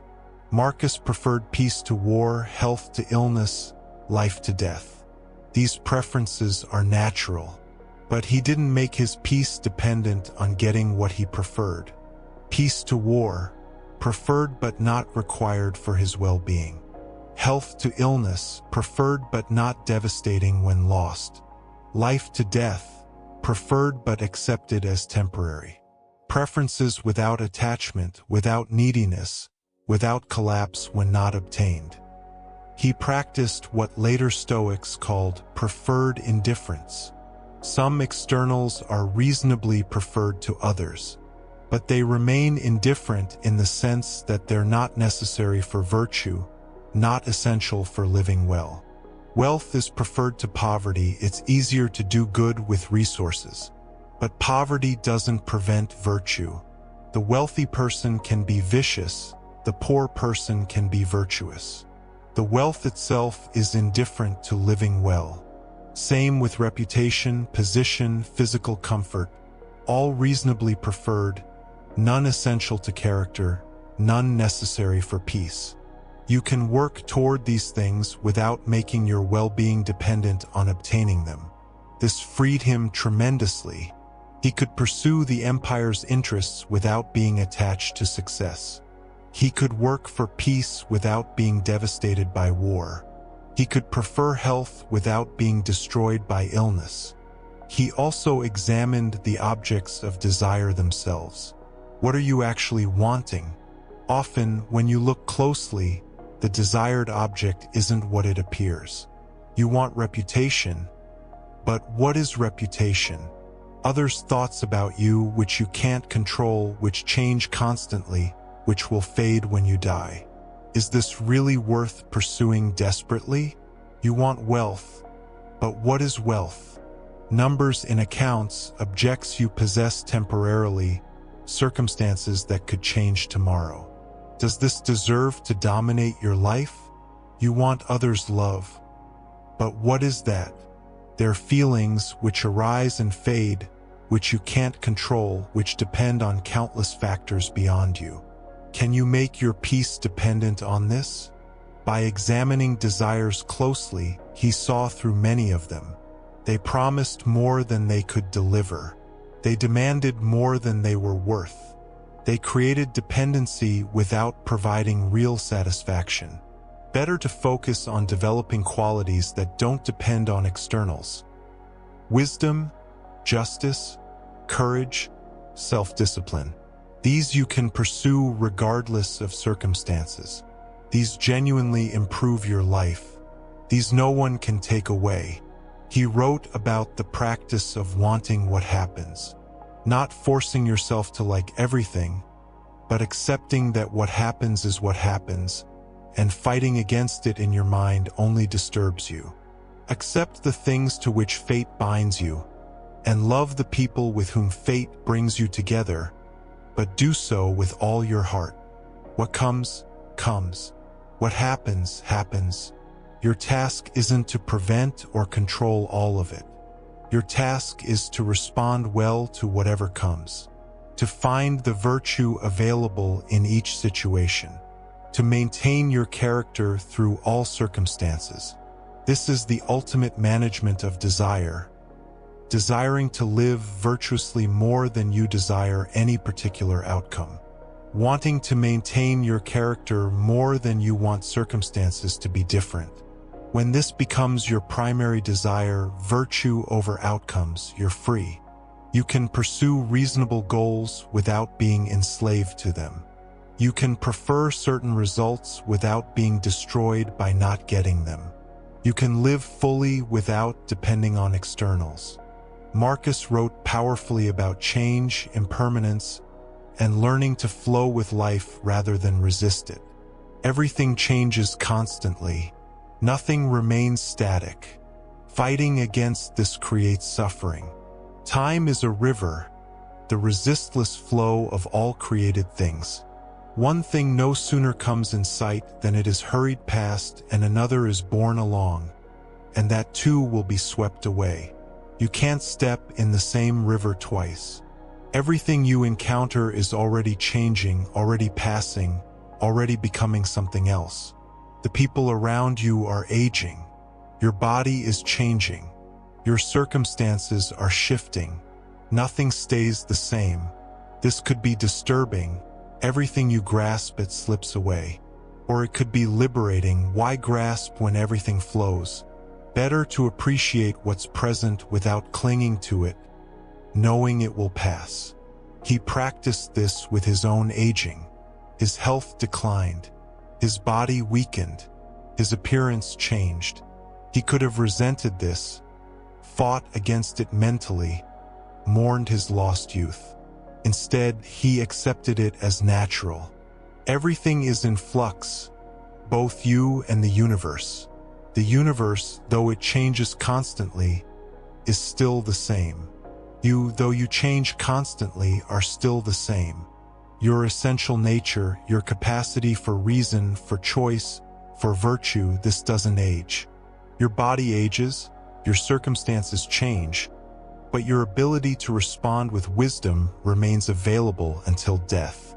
He observed how people cling to the past, wishing things were as they were, resenting that times have changed. This creates suffering. The past is gone, can't be recovered. Wishing it were otherwise doesn't change reality. Better to engage fully with the present as it is. Not as you wish it were, not as it used to be, but as it actually is now. This moment is the only one available to you. Live it fully rather than mourning what's past. He also wrote about accepting change in relationships. People change. The friend who was close grows distant. The ally becomes an enemy. The loving relationship cools. Change in relationships is as natural as change in seasons. You can resent this, try to force relationships to remain static, demand that people stay as they were. This creates suffering for everyone. Or you can accept that people grow, change, move in new directions. Love them as they are now, not as they were or as you wish they'd be. This included his relationship with his wife, Faustina. Ancient sources suggest the marriage had difficulties. Marcus could have demanded she be different, resented who she was, made himself miserable over what she wasn't. Instead, in the meditations, he practices acceptance and gratitude.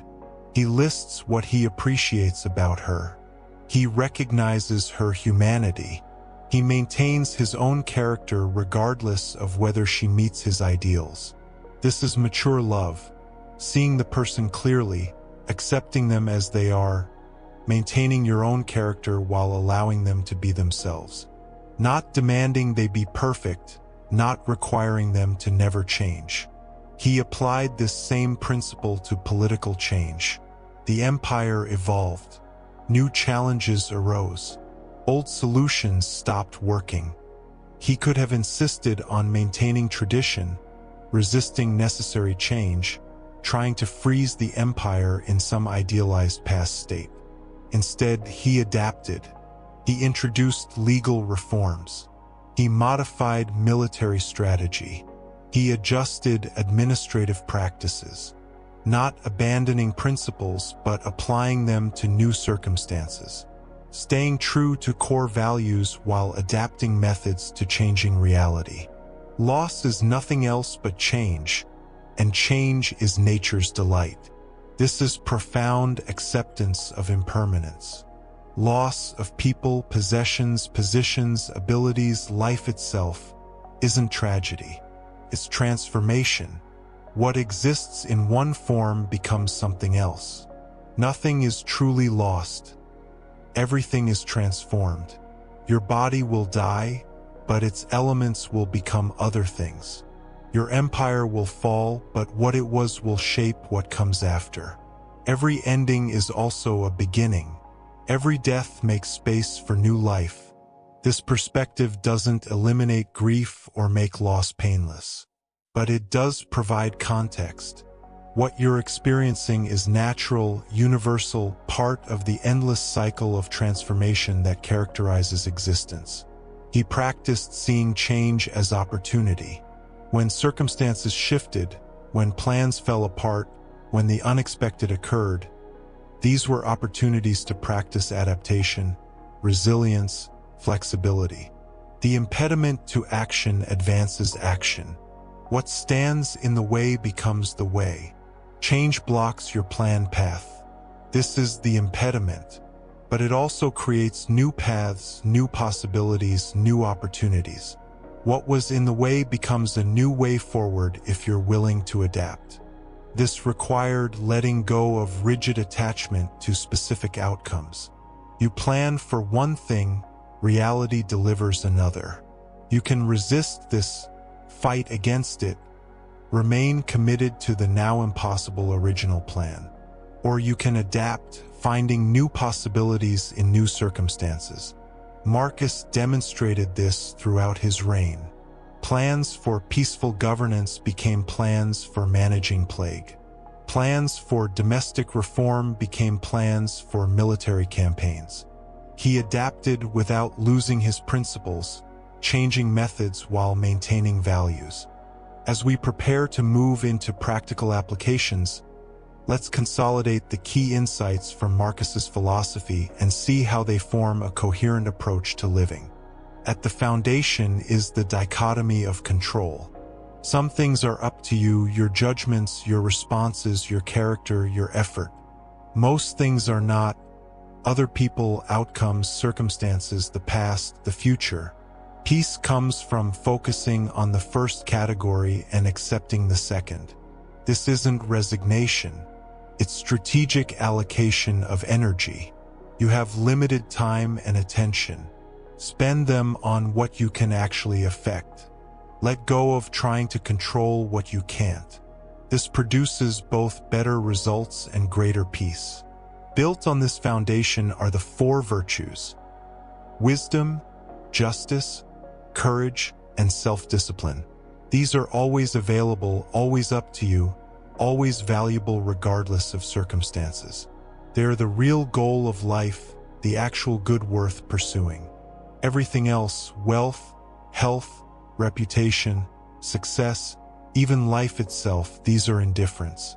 Reasonably preferred in many cases, but not necessary for living well. You can flourish with or without them if you maintain virtue. This reverses normal thinking. The world says, get the externals first, then you can be happy. Marcus says, develop virtue first, then you'll be fine regardless of externals. The world says, control circumstances, then you'll have peace. Marcus says, accept circumstances, control your response, that's where peace lives. Integrated with this is understanding impermanence. Everything changes. Nothing lasts. Everyone dies. This isn't depressing, it's liberating. Why grasp at what can't be kept? Why make your peace depend on what will inevitably end? Better to appreciate what's present without clinging. To love people while accepting their mortality. To pursue goals without requiring their achievement. To engage fully with life while accepting its temporary nature. Also central is the practice of examining impressions. Events occur and immediately your mind interprets them. These interpretations determine your experience. But interpretations are just thoughts, not reality. You can examine them, question them, change them. This gives you tremendous power. You're not at the mercy of events. You're at the mercy of your judgments about events. And judgments can be worked with, refined, improved. You can't always change what happens, but you can always work on your interpretation. Marcus practiced this daily. Writing the Meditations was itself a practice of examining his thoughts, questioning his reactions, reminding himself of principles. The repetition wasn't because he forgot. It was because circumstances constantly tempted him to forget. He also emphasized present moment awareness. The past is gone. The future hasn't arrived. All you actually have is now. If you can handle this moment, that's sufficient. The next moment will bring its own opportunities for choice. This prevents the paralysis of being overwhelmed by past and future. You're not carrying everything at once. Just this moment, just this choice, just this opportunity to practice virtue. Running through everything is acceptance of nature and reality. Things are as they are. Fighting against reality in your mind doesn't change reality. It only disturbs you. Better to accept what is and work with it than to resist what is and suffer. This doesn't mean never trying to change things. Marcus worked constantly to improve the empire, address problems, make things better. But he did so from acceptance, not resistance. From engagement with reality as it is, not resentment that it's not different. He understood that you're part of nature, subject to natural laws, participating in natural processes. Birth, growth, decay, death, these are natural. Wishing them otherwise is like wishing water to flow uphill. Work with nature, not against it. Also essential is the practice of humility. You're one small person in a vast cosmos, alive for a brief moment, capable of affecting very little in the grand scheme. This isn't cause for despair, it's liberation from grandiosity. You don't have to fix everything. You don't have to be perfect. You don't have to leave an eternal legacy. Just do your part as well as you can. Practice virtue in your small sphere. That's enough. Finally, there's the commitment to daily practice. Philosophy isn't something you study once and master. It's something you practice constantly, daily, throughout life. Every day brings new opportunities to remember, to apply, to practice. Marcus wrote the same things repeatedly not because he was forgetful but because he was human. He needed constant reminding. He struggled to apply what he knew. He forgot and had to return to principles again and again. This is encouraging. The philosopher emperor needed daily practice. He needed to write reminders to himself. He needed to examine his thoughts and recommit to his principles regularly. If he needed this, you shouldn't expect less of yourself. The path forward is clear. Focus on what's up to you. Practice the 4 virtues. Examine your impressions. Accept what you cannot control. Live in the present moment. Work with reality as it is. Maintain humility. Practice daily. This is what Marcus offers across the centuries. Not a theory about how to live, but a practice proven under the most extreme pressure imaginable. Not easy answers, but tools that actually work. Not perfection, but honest, sustained effort toward wisdom. In the next segment, we'll make this practical. We'll see exactly how to apply Marcus's wisdom to your daily life, your specific challenges, your particular circumstances. We'll translate ancient philosophy into modern practice. For now, rest in these consolidated insights. Let them settle in your mind. Tomorrow brings new opportunities for practice. Tonight, simply rest. Let's make Marcus's philosophy immediately practical for your daily life. We've explored his teachings in depth. Now let's see exactly how to apply them to the situations you face every day. Marcus didn't write abstract theory. He wrote practical wisdom for real life, tested under extreme pressure. The beauty of his teaching is that it scales. The same principles that helped him rule an empire can help you navigate your workplace. The wisdom that sustained him through plague and war can guide you through your challenges. The mindset that kept him sane amid chaos can bring you peace amid stress. Start your day like Marcus did, with preparation. Before you check your phone, before you jump into demands, take a few moments to orient yourself philosophically. This isn't adding another task to your morning. It's setting the foundation for everything else. Remind yourself of what's up to you and what isn't. Today will bring circumstances beyond your control.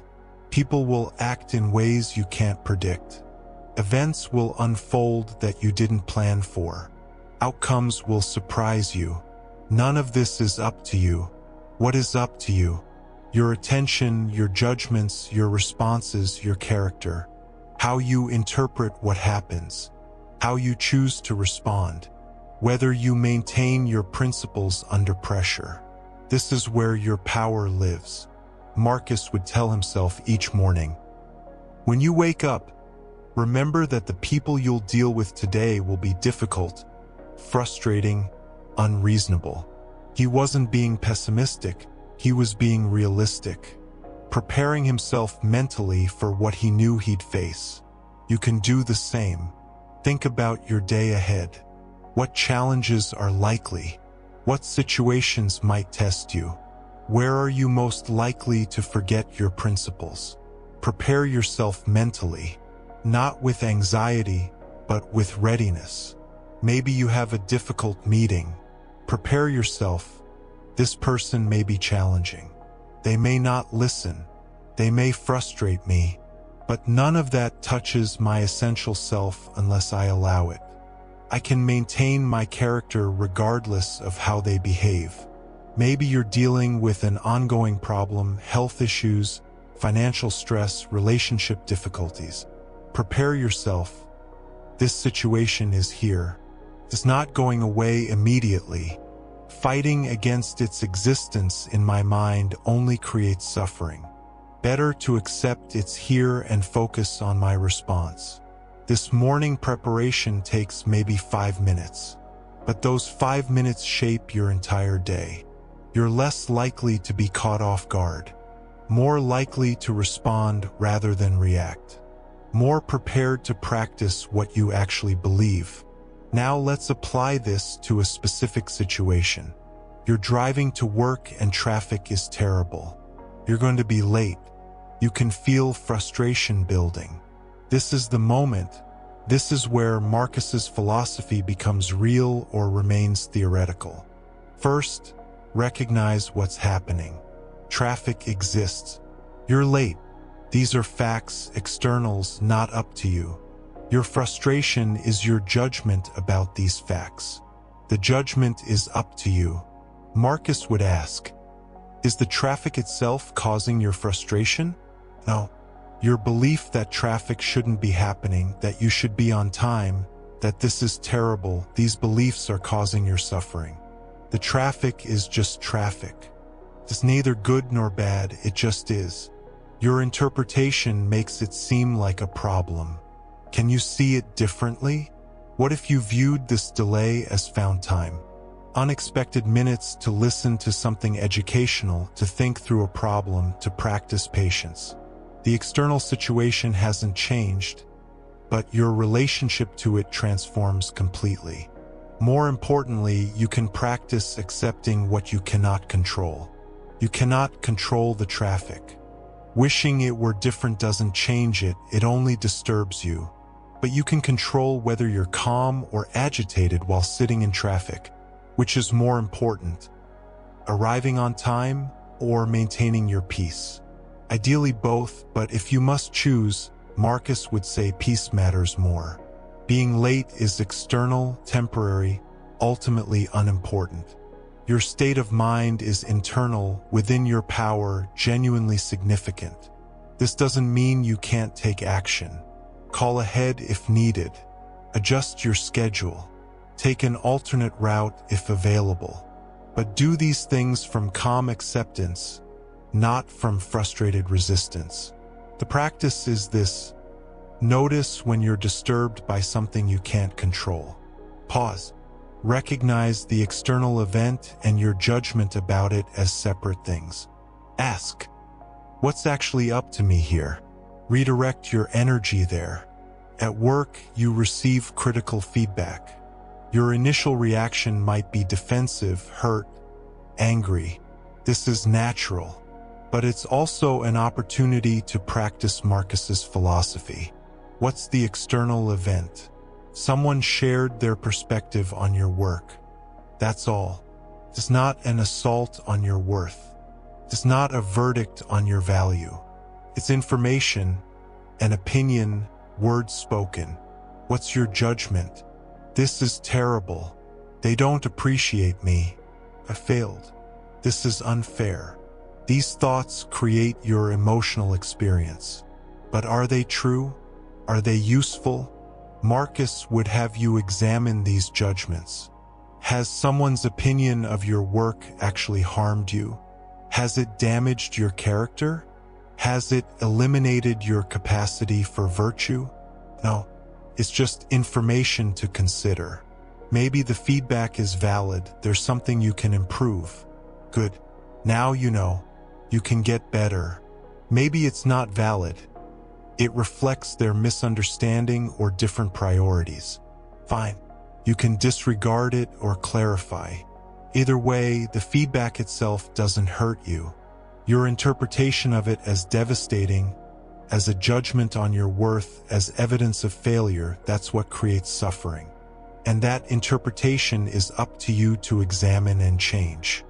Let's develop specific practices you can use throughout your day to maintain philosophical awareness.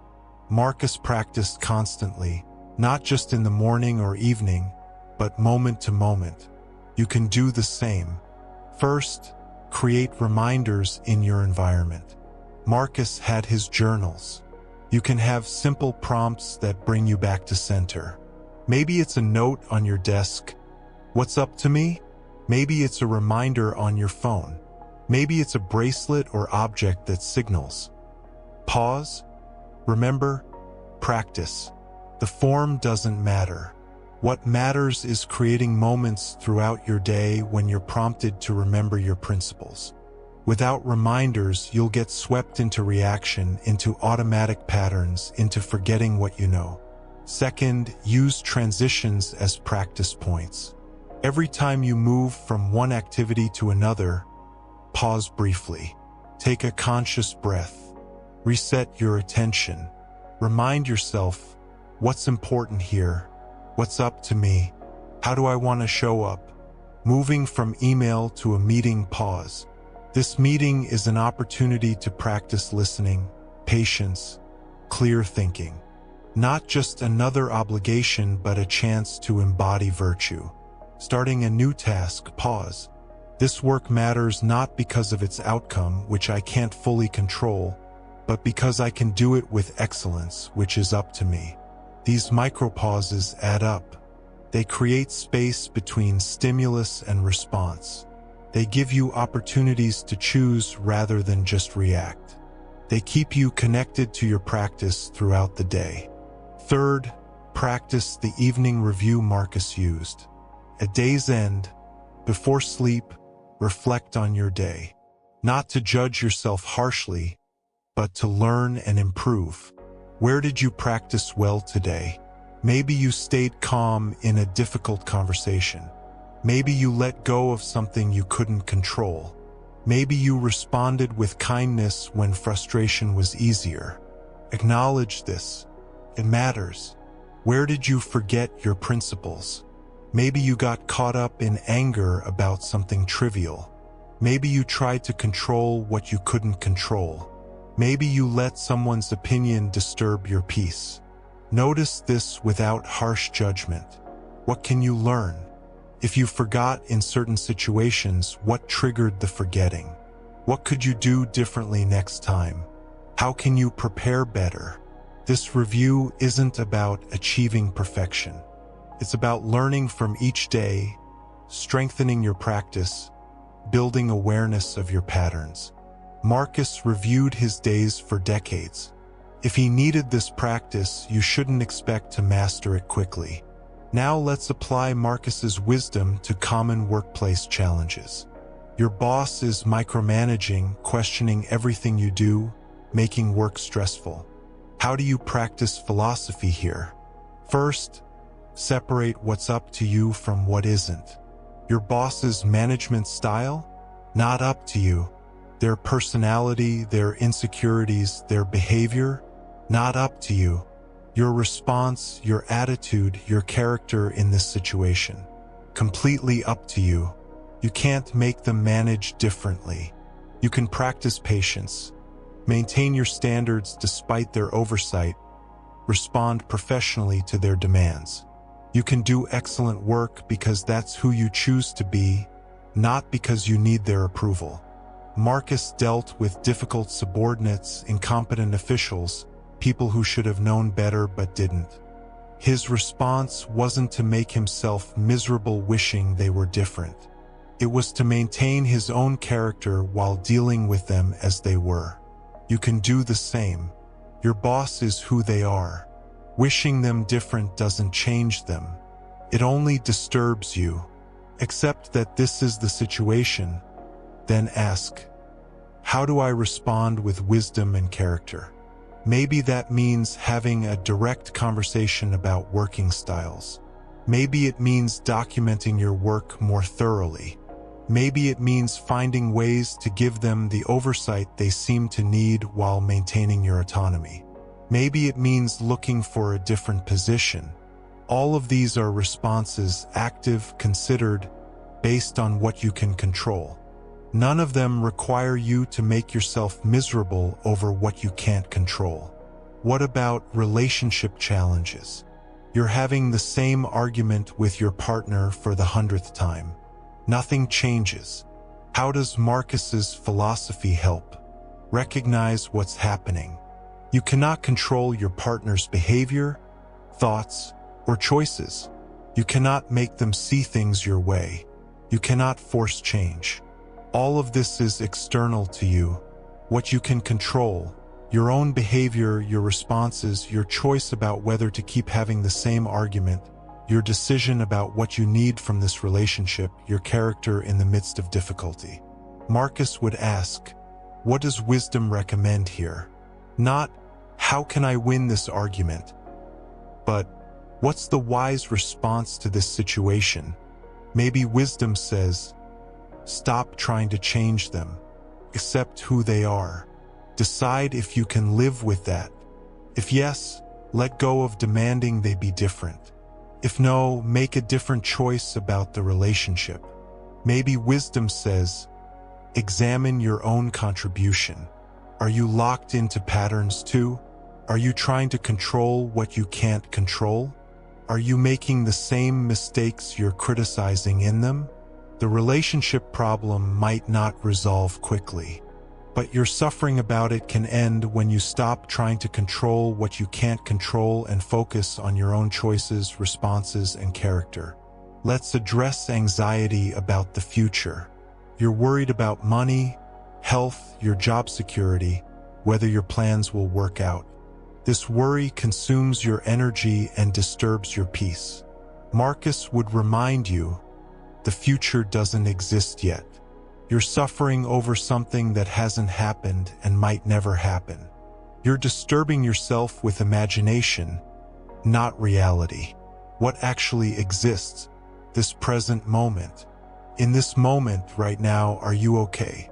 Usually, yes. The crisis is in your projection of the future, not in present reality. This doesn't mean ignore the future. Plan reasonably, prepare intelligently, take appropriate action, but don't suffer over outcomes you can't control. You can work hard, save money, take care of your health, do your job well. All of these are up to you. Whether this guarantees the outcomes you want, not up to you. Do what you can, then accept what comes. Let's develop a specific process for examining your impressions in real time based on Marcus's practice. This is perhaps the most powerful tool he offers, the ability to pause between what happens and how you respond. When something occurs, someone says something, you see something, you remember something, an impression immediately forms in your mind. This impression is your mind's automatic interpretation. But automatic doesn't mean accurate or helpful. Step 1. Notice the impression. Something has appeared in your awareness. A thought, a feeling, an interpretation, a story about what's happening. Simply recognize an impression is here. Step 2. Pause before accepting it. This is crucial. Your mind will want to immediately accept the impression as true and react accordingly. But you can create space. You can pause. Even a second or two is enough. Step 3. Examine the impression. Marcus would ask, is this impression accurate? Is it useful? Am I adding interpretation to fact? Am I responding to reality or to my story about reality? For example, your friend hasn't responded to your message. The impression forms, they're angry at me. Pause. Examine. Is this necessarily true? What else could explain their silence? Are you treating your assumption as fact? They might be busy. They might not have seen it. Their phone might be dead. They might be dealing with something difficult. Any of these could be true. Your anxious interpretation is just one possibility, not established truth. Step 4. Question your interpretation. Ask yourself, what am I making this mean? What judgment am I adding to the bare facts? The fact is, no response yet. The interpretation is, they're angry, they don't care, something's wrong. See the difference? Step 5. Consider what's actually up to you. You can't control whether they respond or when. You can't control their feelings or their reasons, but you can control your interpretation. You can choose not to make yourself anxious over uncertainty. Step 6. Choose your response consciously. Based on this examination, how do you want to respond? Maybe you wait patiently. Maybe you follow up if appropriate. Maybe you let it go entirely. The point is choosing based on wisdom, not reacting from automatic interpretation. This process becomes faster with practice. At first, you might need to deliberately work through each step. Eventually, the examination becomes more natural, more automatic. You start catching yourself before you're fully swept away by initial impressions. Practice with small things first. Don't wait for major crises. When you're mildly annoyed, slightly worried, a bit frustrated, practice then. Build the capacity with manageable challenges. Someone cuts you off in traffic. Notice the impression. That was rude. They're a terrible driver. Pause. Examine. You don't know why they did it. Maybe they're rushing to an emergency. Maybe they didn't see you. Maybe they're just careless. More importantly, ask, does this affect me in any lasting way? Will I remember this tomorrow? Is it worth disturbing my peace? Can I let this go? Usually the answer is yes, you can let it go. The offense was momentary. The disturbance is what you're adding through your interpretation. Choose differently. Now let's address what to do when you're overwhelmed by strong emotion and examination feels impossible. You're furious, terrified, devastated. The 6-step process seems absurdly inadequate. Just do this. Name what you're feeling. I'm very angry right now. Or this is intense fear. Or I'm feeling overwhelmed. Naming creates tiny space between you and the feeling. You're not the anger, you're the one noticing anger. This is subtle but important. It gives you a foothold. Then ask one question: what's actually up to me right now? You don't need to examine every impression or work through the whole process. Just identify one thing within your control that you can focus on. Maybe it's your breathing. Maybe it's not acting impulsively while the emotion is strong. Maybe it's removing yourself from the situation temporarily. Find one thing you can control and focus there. The emotion will move through you. Feelings are like weather, they arise and pass. You don't need to fight them or fix them immediately. You just need to avoid making bad decisions while they're present. As intensity lessens, you can bring more examination to bear. You can look at the judgments behind the emotion. You can consider more carefully what's up to you. But in the heat of the moment, keep it simple. Let's apply this to a specific scenario. You discover your partner has been hiding something significant. Maybe debt, maybe a friendship you're uncomfortable with, maybe something that feels like betrayal. The initial emotional surge is natural. Hurt, anger, fear, confusion, all understandable. But now what? How do you respond in a way that honors your values while dealing with legitimate difficulty? First, feel what you feel without suppressing it. Marcus wasn't teaching emotional suppression. He felt grief, anger, frustration. The practice is not being controlled by emotion, not eliminating it. Second, separate facts from interpretation. The fact is, they hid something. Your interpretation might be, they don't respect me, our relationship is a lie, they're untrustworthy, everything is ruined. Third, ask what's up to you. You can't control what they did. It's done. You can't control why they did it, that's in their mind. You can't control whether they'll do it again. What you can control, how you respond. Whether you have a conversation or react impulsively. Whether you seek to understand or immediately judge. Whether you make decisions from wisdom or from the heat of emotion. Fourth, consider what wisdom recommends, not what anger wants, not what fear suggests. What does your wisest self think is the right response?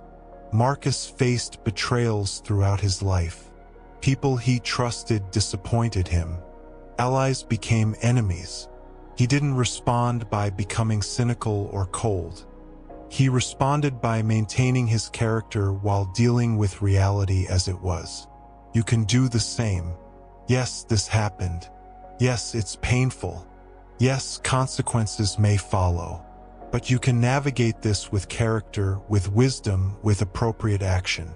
Your response is up to you even when the situation isn't. Let's explore how to maintain your practice when everything feels overwhelming, when you're exhausted, when practicing philosophy seems like one more demand you can't meet. These are the times you need wisdom most, yet they're when it feels least accessible.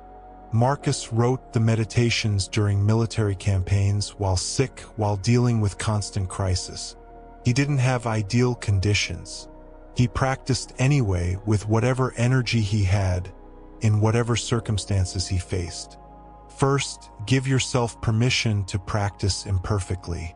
You won't always remember your principles. You won't always respond wisely. You'll forget, react automatically, get swept away by emotion. This is normal, expected, human. The practice isn't achieving perfection. It's returning.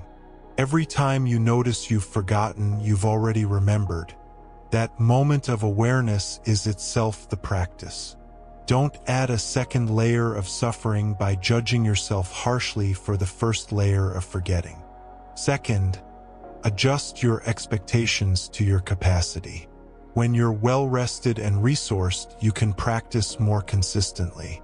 When you're depleted, just do what you can. Even one conscious breath is practice. Even one moment of awareness matters. Marcus had days when he governed wisely and days when he struggled. He had moments of clear wisdom and moments of forgetting. What mattered wasn't perfection but persistence.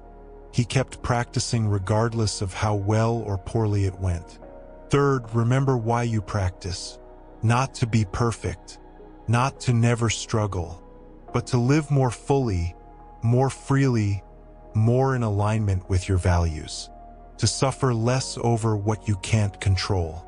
To maintain your character through difficulty. When practice feels burdensome, reconnect with its purpose.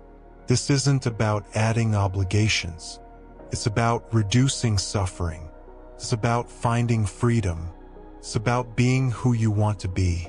Now let's address what Marcus called the tyranny of the urgent. When everything feels pressing, demanding, requiring immediate attention. How do you maintain perspective when life feels like constant emergency? He would remind you, very few things are actually urgent. Most things feel urgent because of how you're thinking about them, not because of actual necessity.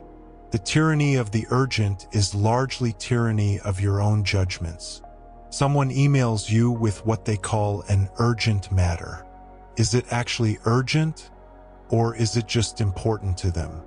Is it a real emergency, or just something they want handled quickly?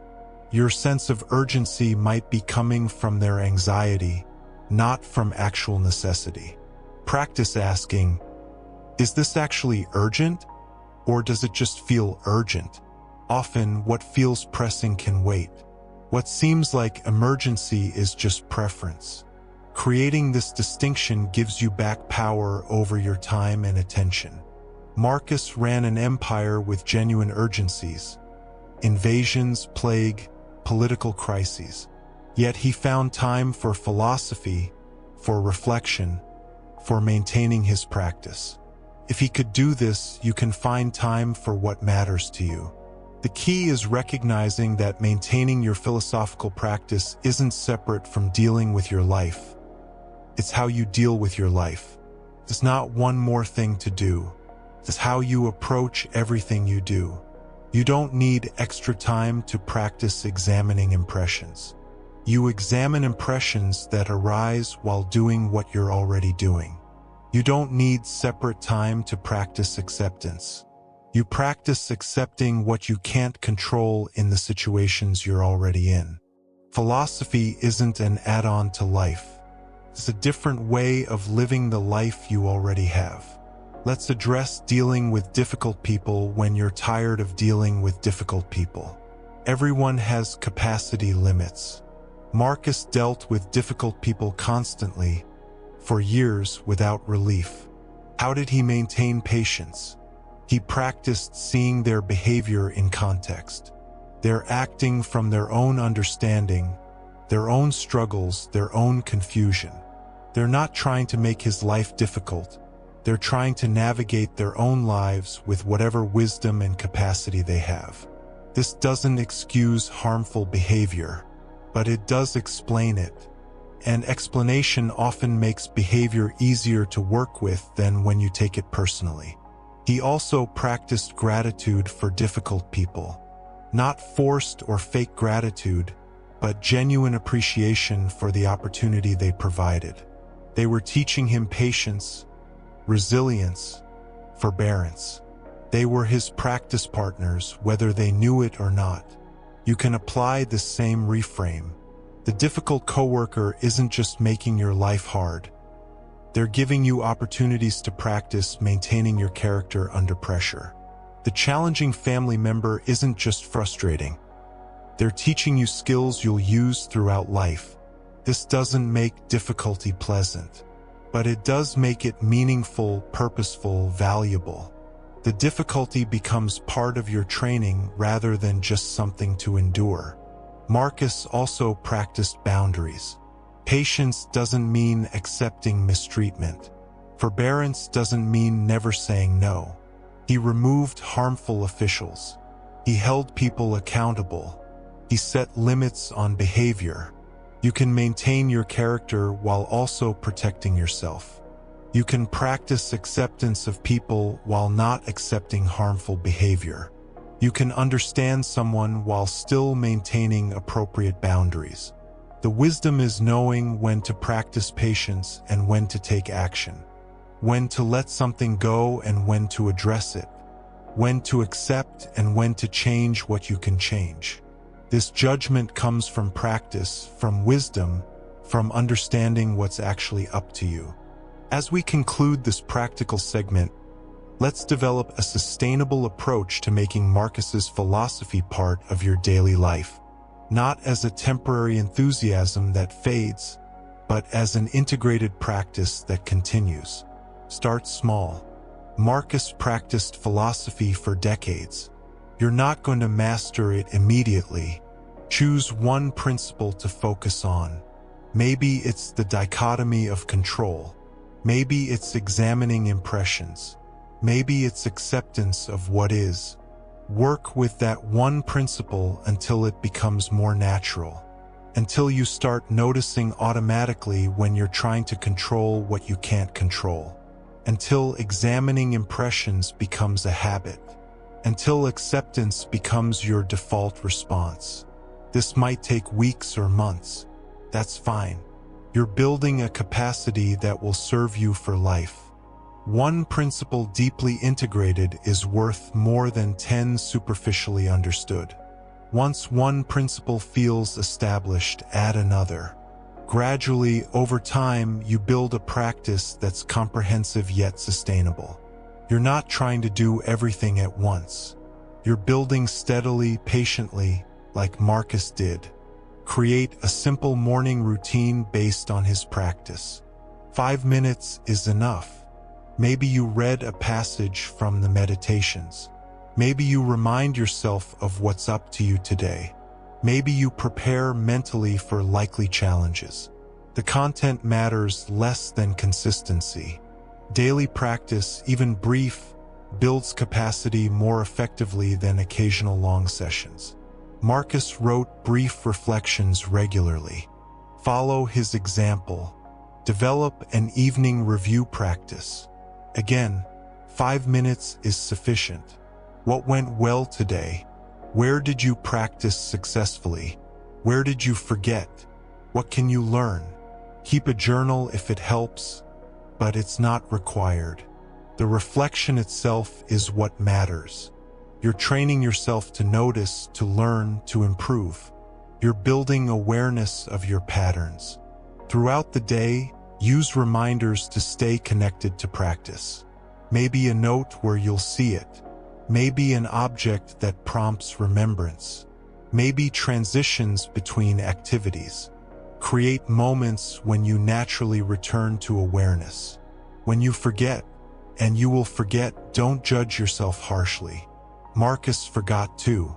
He wouldn't have needed to write the same reminders repeatedly if he never forgot. Forgetting is part of the process. Returning is the practice. Find community if possible. Marcus learned from teachers, discussed philosophy with friends, engaged with other practitioners. You might read Stoic texts, join discussions, find others interested in this practice. Practicing alone works, but practicing with others provides support and perspective. But don't let lack of community stop you. Marcus often practiced alone in military camps without fellow philosophers nearby. You can do the same. The practice is primarily internal anyway. Be patient with results. Some benefits come quickly. You might feel less anxious within weeks of practicing the dichotomy of control. Other benefits take years to develop. Trust the process. Keep practicing. Marcus practiced for his entire adult life and still struggled. The goal isn't reaching some final state where you never struggle. The goal is having tools to work with struggle more skillfully, to suffer less, to maintain your character through difficulty.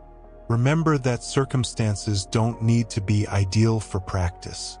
Marcus practiced during plague and war. You can practice during your challenges.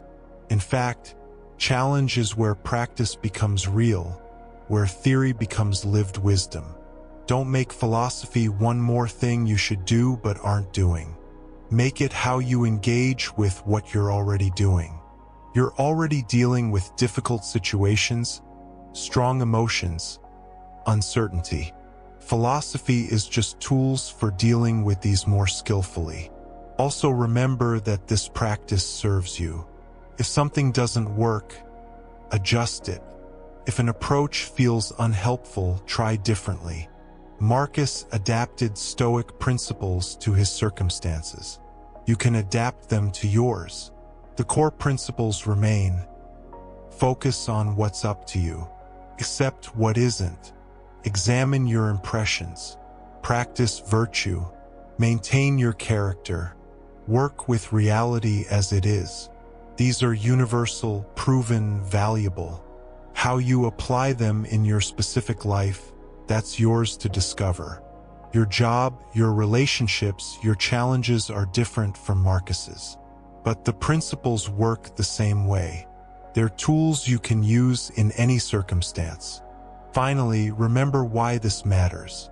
Marcus used philosophy to maintain his humanity while ruling an empire.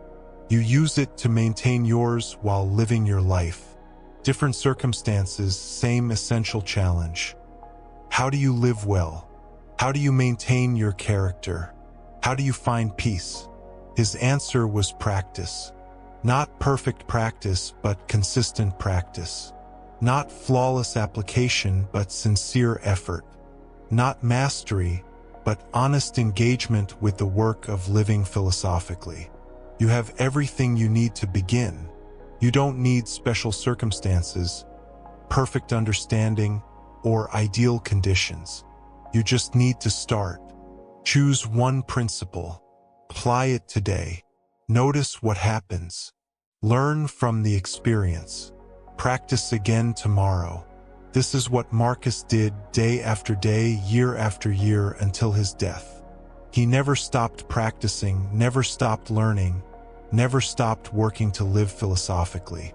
Not because he was uniquely capable, but because he was committed. You can make the same commitment. You can practice the same principles. You can develop the same capacities. The wisdom that helped a Roman emperor navigate impossible challenges can help you navigate yours. The path is clear. The tools are available. The practice is simple, though not always easy. Begin where you are. Start with what you have. Practice consistently. Learn continuously. Return when you forget. Marcus would say, don't waste time arguing what a good life should be. Live one. Don't debate what wisdom looks like. Practice it. Don't talk about philosophy endlessly. Embody it. This is your invitation. This is your opportunity. This is your moment to begin or to renew your practice. The rest of your life awaits. How will you live it? The choice, as always, is yours. As we begin to bring these threads together, let's reflect on what we've discovered through Marcus Aurelius's life and teachings. We've journeyed with a man who held ultimate power yet understood that real power lies elsewhere. In wisdom, in character, in the capacity to respond with virtue regardless of circumstances. Born to privilege, raised for leadership, given an empire to rule, Marcus had every external advantage. Yet what he valued most wasn't power or wealth or fame. It was the wisdom to live well, the character to maintain his humanity, the practice that kept him grounded. The Meditations shows us a man struggling with the same challenges we all face, just on a different scale. He dealt with difficult people, with loss, with circumstances beyond his control, with the gap between how he wanted to be and how he sometimes was. He wasn't a perfect sage untouched by difficulty. He was a human being working daily to practice philosophy. This is encouraging. The most powerful man in the world needed daily practice. He needed to remind himself constantly of his principles. He forgot and had to return. He struggled and had to keep trying. If Marcus Aurelius needed this, you shouldn't expect less of yourself. What makes his teaching so valuable is precisely this. It was forged in real difficulty, tested under extreme pressure, proven in actual practice. This wasn't theory developed in peaceful retirement. It was wisdom hard-won while ruling an empire during crisis. And yet the principles are simple. Not easy, but simple. Focus on what's up to you. Accept what isn't. Examine your impressions before accepting them.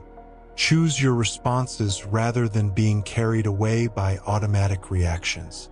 Practice virtue regardless of circumstances. Maintain your character through all changes. These principles worked for him while managing plague, war, political intrigue, personal loss, chronic illness, constant demands. They can work for you in your circumstances. The challenges differ in detail, but not in essential nature. You still face what you can't control. You still choose how to respond. You still practice character or neglect it. Marcus's great insight was recognizing that external circumstances don't determine your essential freedom. You can be enslaved by wealth, power, and status, constantly anxious about keeping them, never satisfied, always wanting more. Or you can be free in poverty, powerlessness, and obscurity, content with what you have, focused on what matters, at peace regardless of circumstances. He had everything the world values and understood it meant nothing. You might have less externally but have access to the same internal freedom he discovered. Because that freedom doesn't depend on what you have. It depends on how you think, how you judge, how you respond. This is the great paradox his life demonstrates. The emperor was free not because of his power but despite it. The man who could command anything was free because he didn't need to command. The ruler of millions was at peace because he recognized what he could and couldn't control. His student wasn't history or the empire, though he cared for both. His student was himself. Every day he worked to understand himself better, to refine his character, to practice wisdom. The Meditations is his workbook, his practice log, his conversation with himself about how to live well. And now it's yours. The insights he developed while ruling Rome can guide you in living your life. The wisdom that sustained him through crisis can sustain you through yours. The practices that helped him maintain his character can help you maintain yours. The lineage is long. Marcus studied Epictetus, the former slave. Epictetus studied Musonius Rufus. Musonius studied others going back to Zeno, the founder of Stoicism. Each generation learned from the last, adapted the teaching to their circumstances, passed it forward. Now it comes to you, not as dead tradition but as living practice. Not as historical curiosity but as practical wisdom. Not as something to admire from distance but as tools to use in your life. Marcus wrote, "Waste no more time arguing what a good man should be. Be one." This is his challenge to you. You've learned the principles. You understand the philosophy. You know what matters. Now live it. Not perfectly, he didn't. Not without struggle, he struggled constantly. Not by becoming someone else, by becoming more fully yourself. By practicing what you know. By returning when you forget. By choosing wisdom over habit. Character over convenience. Virtue over external success. The world will still offer you the same false promises it offered Marcus. It will say happiness comes from getting what you want, peace comes from controlling circumstances, meaning comes from achievement and recognition. It will lie to you constantly. Marcus saw through these lies. He had everything they promised and knew it wasn't enough. What was enough? Living according to his values, maintaining his character, practicing wisdom, treating people justly, accepting what he couldn't control, focusing on what he could. These same things will be enough for you. Not because they eliminate difficulty, they don't. Not because they guarantee external success, they don't. But because they provide what external things can't. Genuine freedom, real peace, actual meaning. His legacy isn't the military victories or political achievements. Most of those are forgotten or disputed. His legacy is the meditations, his honest struggle to live philosophically recorded for himself, accidentally preserved for us. Through these pages he teaches still, not as emperor commanding obedience, but as fellow human sharing what he learned, what worked, what helped him navigate being human under extraordinary pressure. Let's consider what it means to carry this teaching forward sustainably, not as temporary enthusiasm, but as lifelong practice. Marcus practiced from his youth until his death at 58. Philosophy wasn't a phase for him. It was how he lived. You can make the same commitment, not to perfection, but to practice. Not to never struggling, but to working with struggle philosophically. Not to becoming someone else, but to becoming more fully who you choose to be. Start by accepting that this is lifelong work. You don't master Stoic philosophy and move on. You practice it continuously, learning more deeply, applying more skillfully, but never finishing. Marcus practiced for decades and still needed his daily reminders. This might sound discouraging, you never finish, but actually it's liberating. You're not trying to reach some final state. You're practicing today. Tomorrow you'll practice again. Each day complete in itself. Each moment an opportunity. You don't need to fix everything at once. You don't need to revolutionize your entire life immediately. You just need to practice now with what's in front of you. Do that today. Do it tomorrow. Continue. Build routines that support practice. Marcus had his morning preparations and evening reviews. You can create similar rhythms. Not rigid schedules that become burdens, but supportive structures that make practice more likely. Maybe you start each day reading a passage from the Meditations or another Stoic text. Not to accumulate knowledge, but to orient your mind philosophically before the day's demands begin.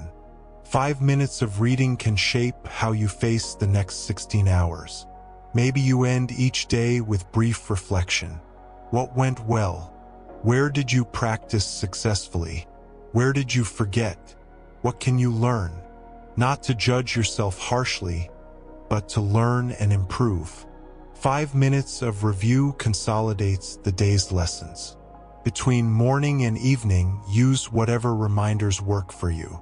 Notes, objects, phone alerts, transitions between activities, anything that brings you back to awareness, back to practice, back to choosing rather than just reacting. Also recognize that your capacity varies. Some days you'll practice well. Some days you'll struggle. Some periods of life will be easier for practice. Others will challenge you intensely. All of this is normal. Marcus had good days and bad days, strong periods and weak periods.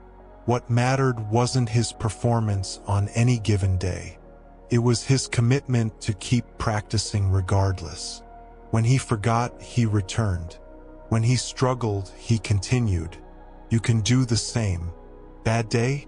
Practice anyway, even if imperfectly. Struggling? That's when practice matters most. Forgot? Notice you forgot, and that itself is remembering. Return and continue. Build patience with yourself into your practice. You're learning skills that take time to develop. You're changing patterns built over years. You're working against cultural conditioning that constantly pulls you toward externals. This doesn't happen quickly. Marcus studied philosophy from age 12. He practiced it actively for over 40 years. He still struggled. If he needed that much time and still found it challenging, you can give yourself the time you need. Also remember that setbacks aren't failures. They're information. When you forget your principles under pressure, you learn something about what situations trigger forgetting. When you react automatically, you gain data about your patterns. When you struggle, you identify areas for development. Use setbacks as teachers rather than evidence of failure. Marcus did. He wrote repeatedly about the same struggles, the same challenges, the same tendencies he had to work with. He didn't judge himself as failed philosopher. He saw himself as practicing philosopher, which means sometimes struggling. Consider finding others who practice this philosophy. Marcus had teachers and fellow students. You might join online communities, local groups, or simply share your practice with friends. Practicing alone works, but practicing with others provides support and perspective. But don't make community a requirement. Marcus often practiced in isolation in military camps, away from fellow philosophers. The practice is primarily internal. Community helps but isn't necessary. Read the source texts regularly. Not just the meditations, though that's valuable. Read Epictetus, Seneca, other Stoic writings. Not to become a scholar, but to keep the philosophy fresh, to gain new perspectives, to deepen your understanding. Marcus returned to Epictetus throughout his life. He read the same teachings repeatedly and found new meaning each time. You can do the same. A passage that meant little early in your practice might speak powerfully years later. Also recognize that understanding deepens over time. Intellectual understanding comes first. You grasp the concepts, see the logic, appreciate the ideas. But lived understanding, actually embodying the principles, responding automatically from wisdom, this takes years of practice. Don't be frustrated by the gap between intellectual understanding and lived wisdom. The gap is normal. It closes through practice, through time, through continued engagement. Marcus understood the dichotomy of control intellectually early. It took decades of practice for it to become his automatic response. You're on the same path. Understanding the ideas is the first step. Practicing them is the work of a lifetime. Each time you apply a principle, you strengthen it. Each time you examine an impression, you develop that capacity. Each time you return after forgetting, you build resilience. Let's reflect on what Marcus understood about living well. For him, this wasn't about pleasure, success, or external achievement. Living well meant exercising his human capacities excellently: reason, virtue, wisdom, justice. He had a specific understanding of human nature. Humans are rational and social beings. We can think, choose, understand. We live in community, depend on others, contribute to the common good. Living well means developing these capacities, fulfilling these functions. You live well when you use your reason skillfully, seeing clearly, judging wisely, choosing thoughtfully. When you practice virtue, wisdom, justice, courage, self-discipline. When you contribute to your community, your family, workplace, society. When you maintain your character regardless of circumstances. This definition of living well is radically different from cultural messages. Culture says, get what you want, achieve your goals, accumulate wealth, gain status, be recognized, live comfortably. Marcus says, none of that is living well. That's just circumstances. Living well is about who you are, not what you have. You can live well in poverty or wealth, health or illness, recognition or obscurity. Because living well is internal. It's your character, your choices, your practice of virtue. External circumstances provide the arena, but they don't determine the quality of your living. This is incredibly freeing. You don't need perfect circumstances to live well. You don't need to achieve certain things first. You can start living well right now exactly where you are with what you have. By choosing wisdom, by practicing virtue, by maintaining your character. Marcus demonstrated this throughout his reign. He didn't wait for peace to live philosophically. He practiced during war. He didn't wait for health to practice virtue. He practiced while sick. He didn't wait for easier circumstances. He worked with what was. You can do the same. You don't need your life to be different before you can live well. You can live well in the life you have, by focusing on what's up to you, by practicing virtue in current circumstances, by being who you choose to be regardless of externals. He also understood that living well includes accepting mortality. You will die. Everyone you love will die. Everything you build will eventually crumble.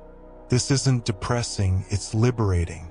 Clarifies what matters. If you only have so much time, how do you want to spend it?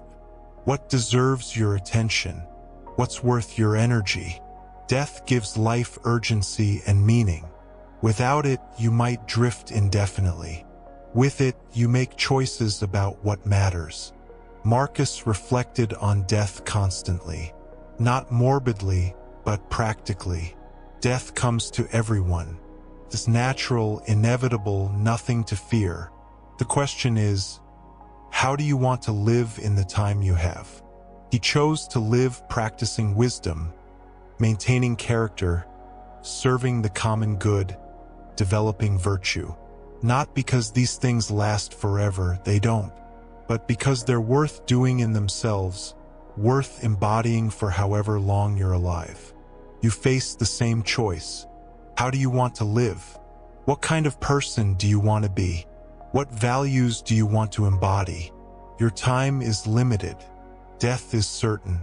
These facts should focus your life, not paralyze it. Living well also means contributing to something larger than yourself. Marcus understood himself as part of the whole, the human community, the natural order, the cosmos. His role was to serve that whole, to contribute what he could, to play his part excellently. You're part of the same whole. You have relationships, responsibilities, opportunities to contribute. Living well includes recognizing your interconnection, fulfilling your social nature, helping where you can. This isn't selflessness versus selfishness. It's recognizing that your well-being and others' well-being are connected. You flourish in community. Serving others serves you. Contributing to the whole enhances your own life. Marcus also understood that living well includes accepting what you cannot control while working diligently with what you can. This isn't passive acceptance of everything. It's strategic focus on where your power actually lies. You can't control outcomes, but you can control effort. You can't control others, but you can control yourself. You can't control circumstances, but you can control responses. Focus there. Work there. That's where living well happens. He worked tirelessly to govern well, defend the empire, serve his people. But he didn't tie his peace to success. He did his duty excellently and accepted whatever results came. His worth didn't depend on outcomes. It depended on his character in pursuing outcomes. You can apply the same approach. Work hard, try your best, pursue your goals, but don't make your peace dependent on achieving them. Find satisfaction in excellent effort, in virtuous pursuit, in maintaining character. Let results be what they are. Living well includes finding meaning in difficulty. Marcus faced enormous challenges. He could have seen these as preventing him from living well. Instead, he saw them as opportunities to practice living well. Difficulty isn't opposed to living well. It's where living well gets tested and proven. Easy circumstances don't require virtue. Hard circumstances demand it. This is where character develops, where wisdom becomes real, where philosophy moves from theory to practice. Your challenges, whatever they are opportunities to live well. Not despite difficulty, but through engaging with it philosophically. Through maintaining character under pressure. Through practicing virtue when it's hard. Through choosing wisdom when emotion tempts you toward reaction. Marcus's entire life was preparation for this understanding. Born to privilege, trained for power, tested by crisis, everything taught him that externals don't determine living well. Character does. Virtue does. Wisdom does. These are always available, always up to you, always sufficient. As we approach the close of our time together, let's consider how to carry Marcus's wisdom forward in a sustainable, realistic way. Not as an impossible ideal, but as a practical path you can actually walk. First, remember that this is practice, not perfection. Marcus practiced for decades and still struggled. He still forgot. He still had to remind himself of basic principles repeatedly. If the philosopher emperor needed constant practice, you can be gentle with yourself for needing the same. The goal isn't reaching some final state where you never forget, never struggle, never react automatically. The goal is having tools to work with forgetting, struggling, and reacting. The goal is returning more quickly, learning from setbacks, continuing despite difficulty. Think of this like physical fitness. You don't exercise until you're fit and then stop. You exercise continuously to maintain fitness. Same with philosophical practice. You practice continuously to maintain wisdom, to strengthen character, to develop virtue. Build this into your identity. Not, I'm trying to be more stoic, but I practice Stoic philosophy. Not, I'm working on controlling my reactions, but I examine my impressions and choose my responses. Make it who you are, not just what you're trying to do. Marcus didn't try to be philosophical. He was a philosopher who happened to be emperor. Philosophy wasn't something added to his life. It was how he lived his life. You can do the same. Let philosophy be how you approach everything, not a separate practice you do sometimes. Also recognize that this practice evolves. What you focus on early in practice differs from what matters later. Early on, you might work primarily on the dichotomy of control, just learning to distinguish what's up to you from what isn't. Later, you might work more subtly with impressions, with desire, with your judgments about good and bad. As capacity develops, practice deepens. Don't expect to work at the same level throughout. You're building, developing, growing. Marcus's practice evolved throughout his life. Early writings show him learning basics. Later writings show deeper understanding, more nuanced application. He didn't stay static. Neither will you. Be willing to adapt the practice to your changing circumstances. What works when you're young and energetic might need adjustment when you're older or dealing with health challenges. What serves you in one life phase might need modification in another. The principles remain constant. They're universal, timeless, proven. But application varies. Marcus applied Stoic principles to ruling an empire. You apply them to your life. The principles are the same. The application is necessarily different. Also remember that this practice serves you. If something isn't helping, adjust it. If an approach creates more stress than it relieves, modify it. Philosophy should make your life better, not burden it. Marcus used philosophy as a tool for living well, not as a rigid system he had to conform to. He adapted it to his needs, his circumstances, his challenges. You can do the same. Keep what works. Adjust what doesn't. Consider how this practice integrates with other aspects of your life. If you have religious commitments, how does Stoic philosophy complement them? If you have other philosophical interests, how do they relate? Integration often strengthens rather than weakens practice.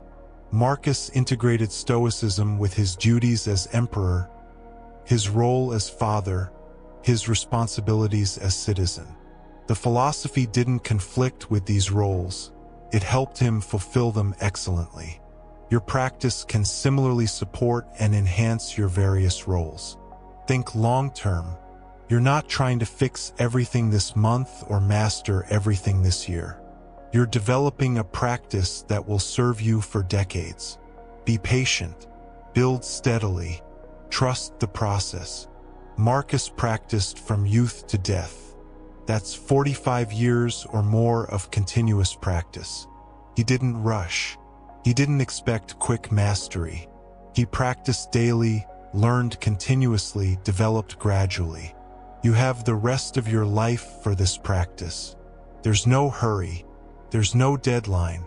There's just today's practice, which leads to tomorrow's, which builds over time into something substantial. Also recognize that teaching others can deepen your own practice. When you explain a principle to someone, you understand it better. When you help someone apply philosophy to their situation, you see new applications yourself. Marcus learned by teaching. The Meditations was partly him teaching himself, reminding himself, working through ideas by articulating them. You can do the same. Journal, discuss with friends, share what you're learning. Teaching deepens understanding. But don't become preachy. Don't force your practice on others. Share when asked. Demonstrate through living rather than lecturing. Let your practice speak through your character, your responses, your peace. Marcus didn't go around proclaiming his philosophy. He lived it. People learned from watching him govern, seeing him handle crisis, observing his character. Your practice will be most influential when it's embodied, not just discussed. Remember also that this practice is ultimately about freedom. Not freedom from difficulty, that's impossible. Freedom in difficulty. Freedom to choose your response regardless of circumstances. Freedom to maintain your character through all changes. Marcus had ultimate external power but understood that real freedom is internal. You might have less external power, but you have access to the same internal freedom. Because that freedom doesn't depend on what you can control externally. It depends on understanding what you control internally. This freedom is always available. In any moment, you can return to it. You can remember what's up to you. You can examine your impressions. You can choose your response. You can practice virtue. No circumstance eliminates this capacity. Marcus maintained his freedom while ruling during plague and war. You can maintain yours in your circumstances. The challenges differ. The freedom is the same. The practice is the same. The choice is always yours. As we come to the end of our journey together, let's rest in the essence of what Marcus Aurelius taught. Let all the details, all the practices, all the examples settle into their core truth. You are free. Not because your circumstances are perfect, they never will be. Not because you control events, you don't. But because you can always control your response, your judgment, your character. This freedom is unshakable, always available, sufficient for living well. Marcus discovered this freedom while carrying the weight of empire. He proved it's accessible under the most extreme pressure imaginable.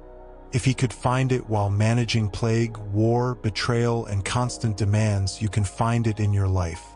Your circumstances might be difficult. You might be facing challenges that feel overwhelming. You might be dealing with loss, illness, conflict, uncertainty. None of this eliminates your freedom. None of it prevents you from practicing virtue. None of it determines your essential worth. What determines your worth? Your character, your choices, your commitment to living according to your values. These are always up to you. These are always available. These are always sufficient.